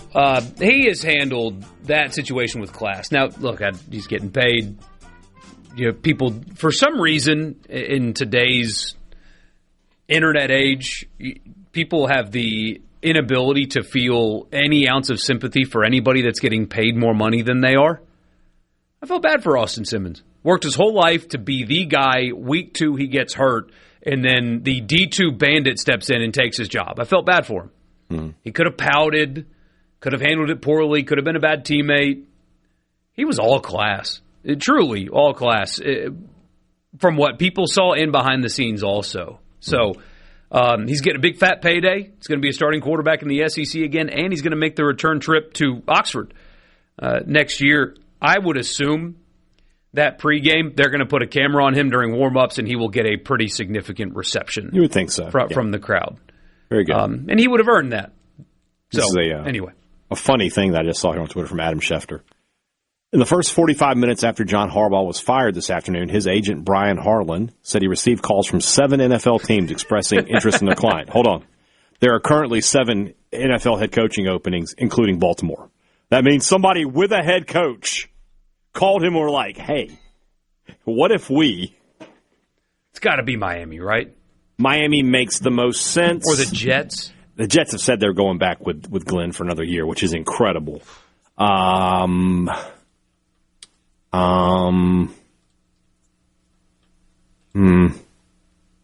Bucks. I mean, maybe the Bucks. They went 8-9 this year with Bowles. I don't know. That could be one. We're another year away from Dan Campbell being done. It's not them. It's not the Lions. The Colts, no. Once Danny Dimes got hurt, that was the end of their season. Commanders, they were in the NFC Championship game last year. They'll give Quinn another year. That's not it.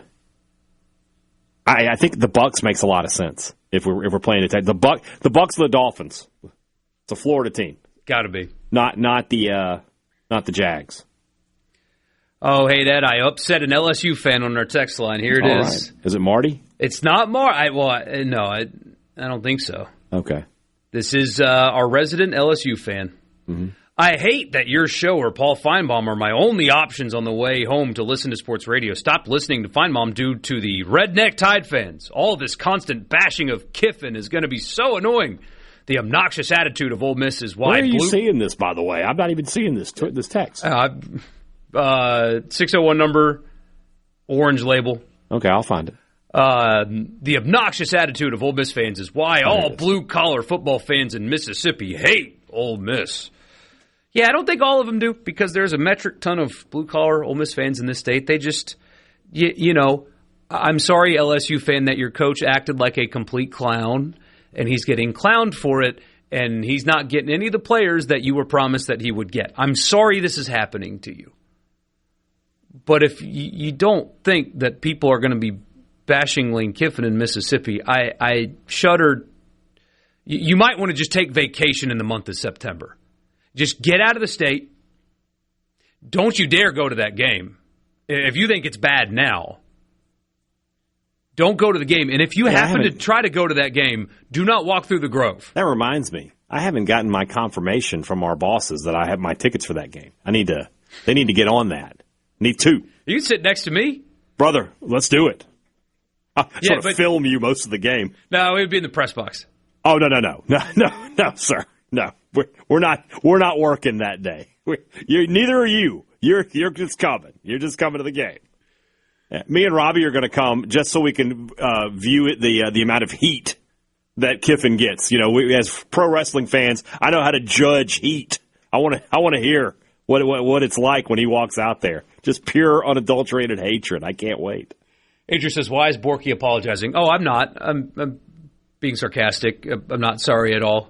The guy's earned every bit of this, and if you, the LSU fan, are our good friend Matt Moscona probably is somebody that I would tune in, especially in the month of September next year. I would just avoid the radio and tune into Locked On LSU, so you don't have to hear people being mean to poor old Lane Kiffin.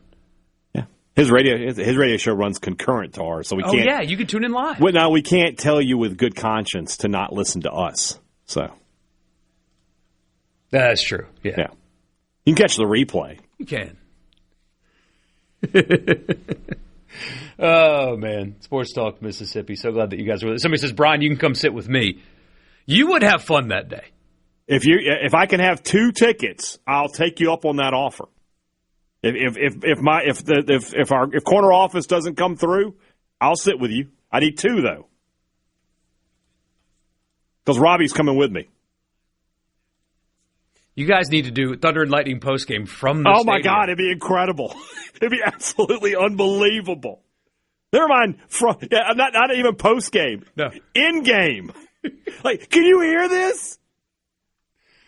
I think somebody down there's got a sword. What's he doing? Oh, man. Somebody says it's going to be real bad when LSU beats them. Yeah, with Sam Leavitt, who threw 10 complete passes in his last trip to Mississippi. And he left without committing, didn't he? He's down to LSU and Kentucky. He better get Sam Leavitt because the options after him are... At that point, then you've got to tamper somebody in. Yeah. You got to go... Or you know what you could do? If you're, I don't know if Kiffin can pull it off or not, because he may already be locked in, but if you throw Deuce Knight a big money offer, get him to Baton Rouge. I mean, that's not a sure thing, but he's a good player.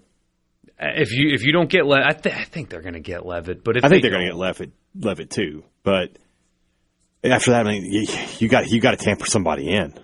You don't have any choice.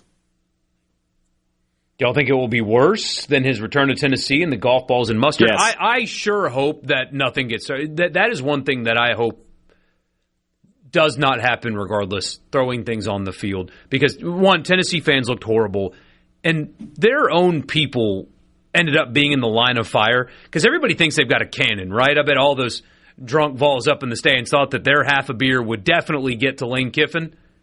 And none of them did, and they ended up hitting their own cheerleaders and their own staff members. And, I mean, there were children truly actually put in harm's way that night.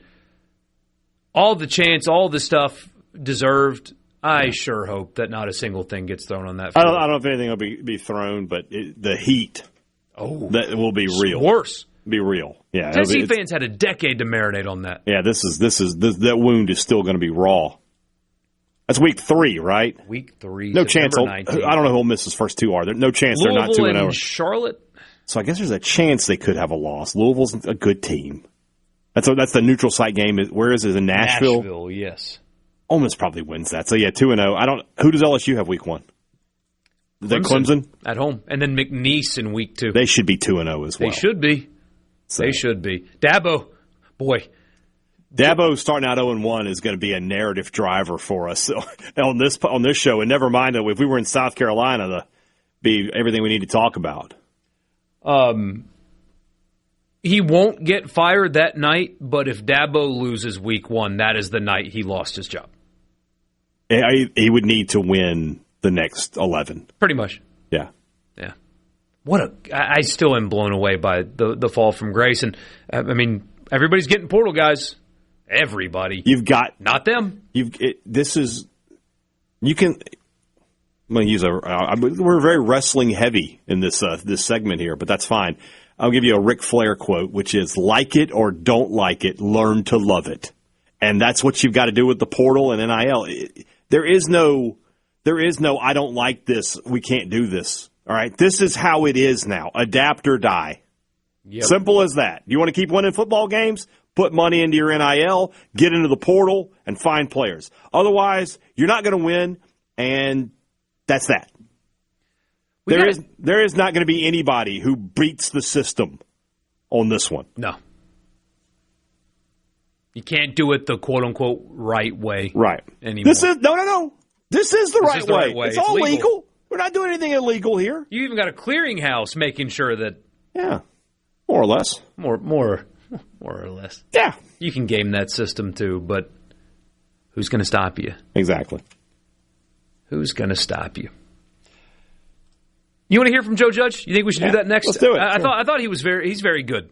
There's a reason you can tell that he was an NFL head coach in a big market like New York, and you can tell he worked for Belichick. Very pointed and detailed answers from the guy that is.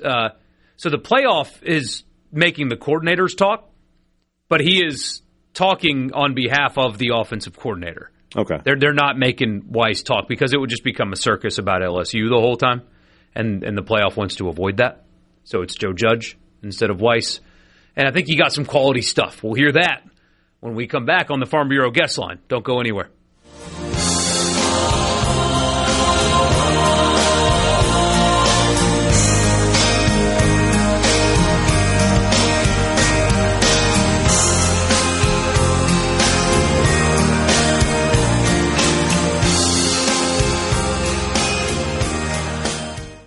From the Zebra.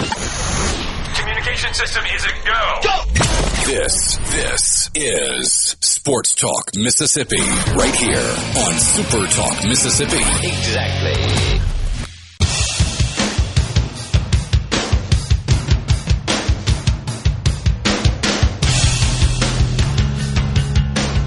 Spending the day talking about player retention and transfer portal, but also the game coming up on Thursday, the Fiesta Bowl, that has a trophy that apparently is a 7-figure trophy. Are you saying it's worth 7 figures, or are you saying it has 7 figures on it? Both, actually. The trophy is bizarre looking, kind of cool, actually, but it's super tall and apparently very expensive. Hold on. This is one of those things. I'm going to give you a suggestion that I want you to start. Okay. When you bring something like this up, have a picture ready. You got to look at it. I want you to see it. That's what I'm saying. I want our listeners to be able to look at it, our viewers to be able to look at it. So I already do the jobs of 2 people. You want me to add a third? I want you to add a third. Yeah, that is a weird looking trophy. That's a weird looking trophy. Joe Judge is talking about not the trophy, but the game itself. It's like 10 on the people Farm Bureau guest line. Here's the Ole Miss quarterbacks coach. Okay, we'll take questions in the room for Coach Joe Judge. Joe, what news came down today? If Trinidad is back next year, if he gets that waiver, he'll be Ole Miss's quarterback. You have a very special relationship with him. How have you seen him grow? And now that news, how significant is that? Because y'all have been waiting just to, for that strategic piece for recruiting and stuff, I'm sure, in the portal. Oh, it's huge news for everybody. I mean, he's a huge part of this university right now. He's a huge part of this team. He's a key focal point. And what he's done for all of college football really has been tremendous. I mean, you watch those guys. The entire state of New Orleans the other day in powder blue, Trinidad flags everywhere. I mean, how cool is that? So obviously this kid's brought a whole lot to the university, to the town, but to college football as a whole.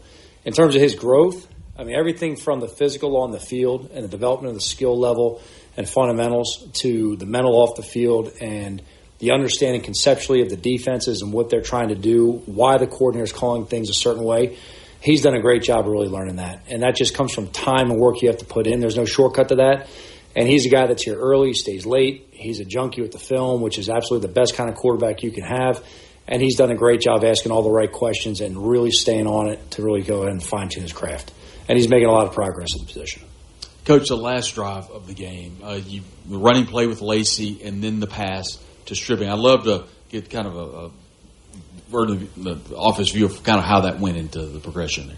No, it was great. I mean, they had 3 timeouts right there. So we're in a situation that there's enough time that you get in position to win the game or to win the game yourself, right? There's also enough time that if you don't convert the first down and they use their timeouts, you might be punting back to them and they're in position to win the game. So you've got to balance that out in terms of, do you want to go ahead and throw the ball 3 times, run the ball multiple times, get them past some of their timeouts? How do you want to approach that there? So, we had some checks on the line of scrimmage that Charlie saw some things up top that he was able to put us in the right play. Really got the drive just going with Kewan right there. And then we talked last week. You guys asked about the second time you play a team, what's it really come down to? We talked about matchups, right? And we saw a matchup we really liked in there with Stribling. We know there's a route that he can go ahead and win on. He's been playing at a very, very high level, all right, the entire season, but especially his back end of the year has really been highlighted very much. And he's a guy right now it's just very tough to go ahead and cover one-on-one.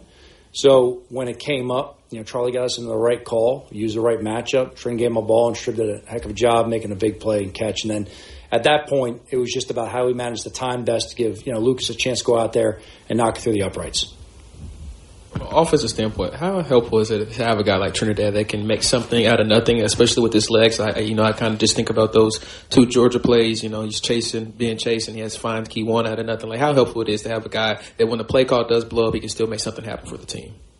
Yeah, look, it's about players and obviously how they can execute on the field. So you can draw up the perfect play, but it's all about how the players play it.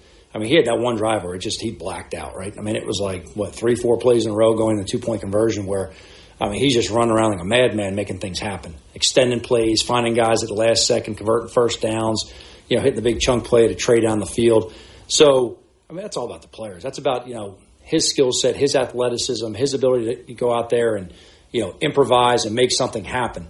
You always want guys that are athletes out there, right? It's sports. So it's a reason coaches aren't out there playing. I mean, we're here drinking coffee and, eating potato chips. Those guys got to be the athletes out there making the plays. And, Trin the other night, what he's able to do with his legs to extend the play, but then finish it with his arm and his vision, his instincts, that was tremendous. I watched all 4 of the quarterfinal games, and I thought Miami defense may have been the most physical of all 8 teams. Did you guys see that and agree with that? They're extremely physical. This is a team that really, Mario's a physical guy, and his team has taken on his character and his values of being a tough, physical, in-your-face type of team. What they do a tremendous job of is they've got enough variety on both sides of the ball to give you issues. But it's simple enough in what they ask their players to do that they're not going to confuse them. There's schematically differences, but this reminds me very much of like those great Seattle Seahawks teams that you don't have to go out there and try and confuse them, because whatever you do, all right, they've seen 1,000 times. They know how to cover the routes. They know how to match the things. They know what's coming their way. They don't do too much that they're going to be confused when you present them something different. But they get off. They play fast. They're very good up front. Their defensive tackles, especially those defensive ends, they're an issue you got to deal with. They got a lot of speed on the back end.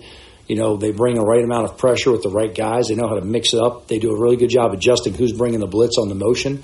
They're coached very, very well. And you can go back to just watching the Minnesota tape last year from defense coordinator, and it's a lot of similarities in what he's done structurally, but he's gotten these guys doing it at a very, very high level, very fast as far as taking over down in Miami. Kind of got lost a little bit, but on one of Trinidad's big plays where he put his heels on the, his own end zone, found Kewan. There's Bryson Sanders who comes in, who's had a great year and makes a really smart football play. Did the penalty. Speak about him specifically, how he's come along in that play, the heads-up nature of it to be able to do it that way. Well, Bryson's outstanding. He's done a great job of really being a leader from day one. At that center position, you have to have somebody who is a signal caller who can go ahead and get everyone lined up. But to do that, you also have leadership. You have to be someone who can get the guys together to watch the tape, to get everyone on the same page, and he does a great job of that. That's a great example of a vet guy right there making a very smart play in a critical moment. That's a play that we were talking about the other day that, hey, you go 8-10 years back in football, you're looking to decleat them and everyone's high-fiving. Now it's a penalty, it's an ejection. At another level, it's a fine. So we teach right there in those situations, blindside blocks, it's capture, don't kill, right? You want to have a save-it block in terms of, I've just got to set a moving pick like you would in basketball to get my guy on past him. I'm not looking to knock him out of the game. And in a lot of ways, that's not really what the game needs to be anyway, right? It's not about cheap shots. It's about looking the guy in the eye and, win the physical matchup that way. But Bryson making that decision at that moment in time was a great example of taking things we've talked about in meetings and applying them on the field at the right moment. Because when the heat of the moment's up, right, you got to make a good emotional decision. And he did a great job in that moment of not doing something selfish and taking a shot on somebody and really protected the team by making the right decision. How do you combat that level of physicality that Miami brings? Well, we've got to be a physical team yourself. We've played all year to be a fast, physical, fundamentally sound team, and that's what Coach Golding's building here, and we're continue trying to do our best to do that. Okay, we'll take, we've got a few minutes for questions on Zoom. Please raise your hand. I will call on you. Luke Chaney, go ahead. Hey, Coach. When you look at Miami's pass rush, what do you identify as some of the, keys you could say for your offense in trying to neutralize, what is obviously a very talented pass rush? Well, you've got to handle the element of the speed and the strength. They do a great job of getting off, especially if they know it's a passing situation, and they've got the element of either trying to get on your edge and beat you with speed to the quarterback to the spot, or they have the ability to bull rush you, drop their weight, put their hands in your chest, and really compress that pocket, especially from the offense's right side, and really go ahead and get in the quarterback's face and make him uncomfortable. So you've got to go ahead and play physical and really set your weight down right there and just win the matchup. You have to do a good job of mixing offensively the concepts you're going to use to be able to get the ball out fast, quick, and find spots. So that's most of what Joe Judge had to say. Nothing like overly profound. He didn't give away trade secrets or anything, but I do like the detailed answers more so than just kind of overt coach speak. I learned a little something there, and good stuff there from the former Giants head coach. I would say that is the press conference of a former NFL head coach right there. That just answering the questions. Yeah. We're the ones over here drinking coffee, eating potato chips. Right. They got to go do it. Right. That's a very NFL were guy there any answer. handsome questions in that press conference? There were no handsome questions in that press that's conference. A shame. That's a shame. The handsome was just kind of watching, and I keep forgetting to ask about the darn field. I keep forgetting to ask about the field. I want to. Every time we talk, I don't ask about the field. The Cardinals fired their coach today, by the way, so they're playing yesterday, didn't they? Yeah, Black Monday was dark. But then the big one was today. That was Harbaugh getting out there. I wonder, and like I said, I think we feel pretty confident that McDaniel's gone too. He's got to be. He's got to be. Haven't done anything, and they have. What's funny is they have elite running back, but they're handicapped at the quarterback position. It's just not happening for Tua. They have to draft a QB this year. Have to, and you don't want to do it with the guy that's mess, absolute mess. Joe kind of joined us on the Farm Bureau guest line. Check out favorites.com and go with the home team, Mississippi Farm Bureau. We are Sports Talk Mississippi. We'll be right back.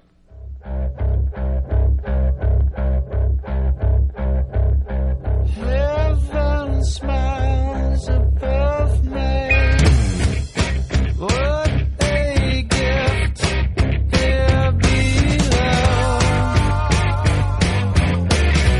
But no one knows. Gift that you give to me. No one knows. From the Venable Sports Talk Mississippi. Do you ever get so excited that you just can't wait? Yes! Sports Talk Mississippi, covering your Mississippi teams. I've been waiting my whole life for this. Don't touch that dial! Here on Super Talk Mississippi.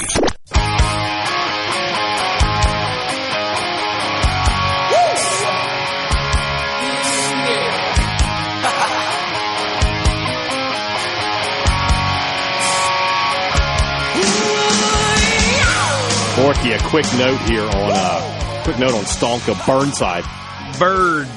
Tweet. Speaking of Twitter, on Twitter, Memphis tweets out that, welcome to the 901, Braylon Burnside, listed as a wide receiver. That was the sticking point for why he left Mississippi State. State saw him as a safety. He wants to play receiver. I'll be honest with you, I think defense was probably the better choice for him, but the heart wants what the heart wants. So best of luck to him up there in the Bluff City. And if Huff is going to give you that. Yeah, in that offense, if he can get the reps, he's got a chance to be productive. He's a great athlete, but I still laugh to myself sometimes thinking about when Charles Huff at his Southern Miss signing day press conferences says that he FaceTimed a player and showed him Beale Street. I'm in the Rock. What a joke. That's so funny. That's like, I can't believe they didn't get more national attention. It really should have. It really should have. Southern Miss active in the portal today. I think they picked up 4 or 5 guys. Also saw that Luke Rogers, brother of Will, announced he will be back in Hattiesburg for another season. So Blake Anderson's starting to put some things together there for the Golden Eagles. They've got a lot of work to do. I think they got to get 50, 60 new guys in there. So Huff took a lot of guys with him. He brought a lot with him. Yeah. Grand opening, grand closing. On the injury front for the Fiesta Bowl, Ahmad Moten, the defensive tackle for Miami, got hurt in the Ohio State game, played 19 snaps before he hurt his ankle pretty badly. He's been listed as questionable, but their defense coordinator at his press conference today said he is confident that he will play. So that is good news for Miami. Also, Damari Brown, a starting defensive back for Miami, will, quote, have a shot, end quote, to play. He's been out since November 29th. So Miami possibly getting a little bit healthier. Defensive line sounding a lot more likely than a defensive back. So there you go. From the Ole Miss side, it's only Cam Franklin listed as questionable. If he clears protocol, he will play. Otherwise, they are healthy. All right. Surprised how healthy these two teams are at this point. It's crazy at this point in the season for nobody to have them. But you know what? That's a big part of why they're two of the four final teams standing. That's why you get there. You can't get to this point when you have major injuries, when you have a lot of your depth chart or one of your stars go down. It's almost impossible to overcome that. You got to get braced. Just look within the game of the Sugar Bowl. Is that game different if Frazier doesn't get hurt there on that final drive? Right, he was gashing Ole Miss for big runs, and He comes out, and they can't run the football anymore. So, yeah, big injuries, being healthy is a part of the reason you're playing in the semifinals of the college football playoff. Justin Hawkinson pointed this out, and it cracks me up so bad. He quoted an On3 story that said, new, DJ Lagway on, quote, cloud nine, end quote, after visiting Florida State, seeing Cam Newton comparison from Seminoles OC Gus Malzahn. Justin screenshotted it and said, stop it, because Gus Malzahn apparently likes that comparison. Here's a headline, Gus Malzahn from 2024. Quote, KJ Jefferson is physically the closest thing to Cam Newton that I've had. I mean, in fairness, they're similar. Here's Gus Malzahn in 2017. Quote, Joey Gatewood is the closest thing to Cam Newton physically that I've seen. I wasn't expecting a Joey Gatewood reference on today's Sports Talk Mississippi. Buddy, I hadn't heard that name in a long time. Goodness gracious, Joey Gatewood. You got another one? No, that's it. Just the three. But Gus Malzahn apparently apt to compare to Cam Newton. I'm going to have to go out on a limb and say that Dan Mullen probably makes a lot of Dak Prescott kind of references too. So, but yes. I saw Lagway needs to be a little smarter than that. So Aranda's going to be like, I think you can be a Robert Griffin III. There it is. I saw a New Orleans TV reporter today do Sam Levitt's from Arizona State. You know, the last LSU quarterback from Arizona State? That's right. Yeah. Jaden Daniels. That's right. I mean, it's like, yeah, I get dude, it. Come on, man. Speaking of New Orleans, did you see this quote from the Panthers offensive guard, Robert Hunt? I did not.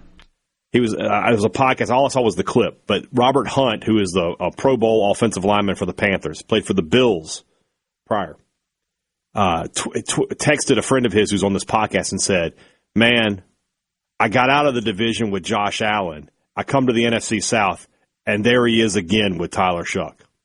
I'm like, buddy, the praise don't get no higher than that. Oh, please don't do that to me. I mean, what can I say? Please don't do that to me. Once this playoff is over, we got to get Sokoloff back on to talk about Shuck and what the Saints are going to do in the draft and free agency and stuff. So, because sure. I am excited.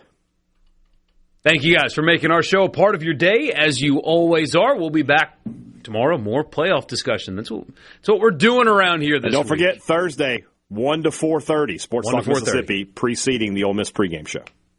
See you tomorrow at 3. Good night.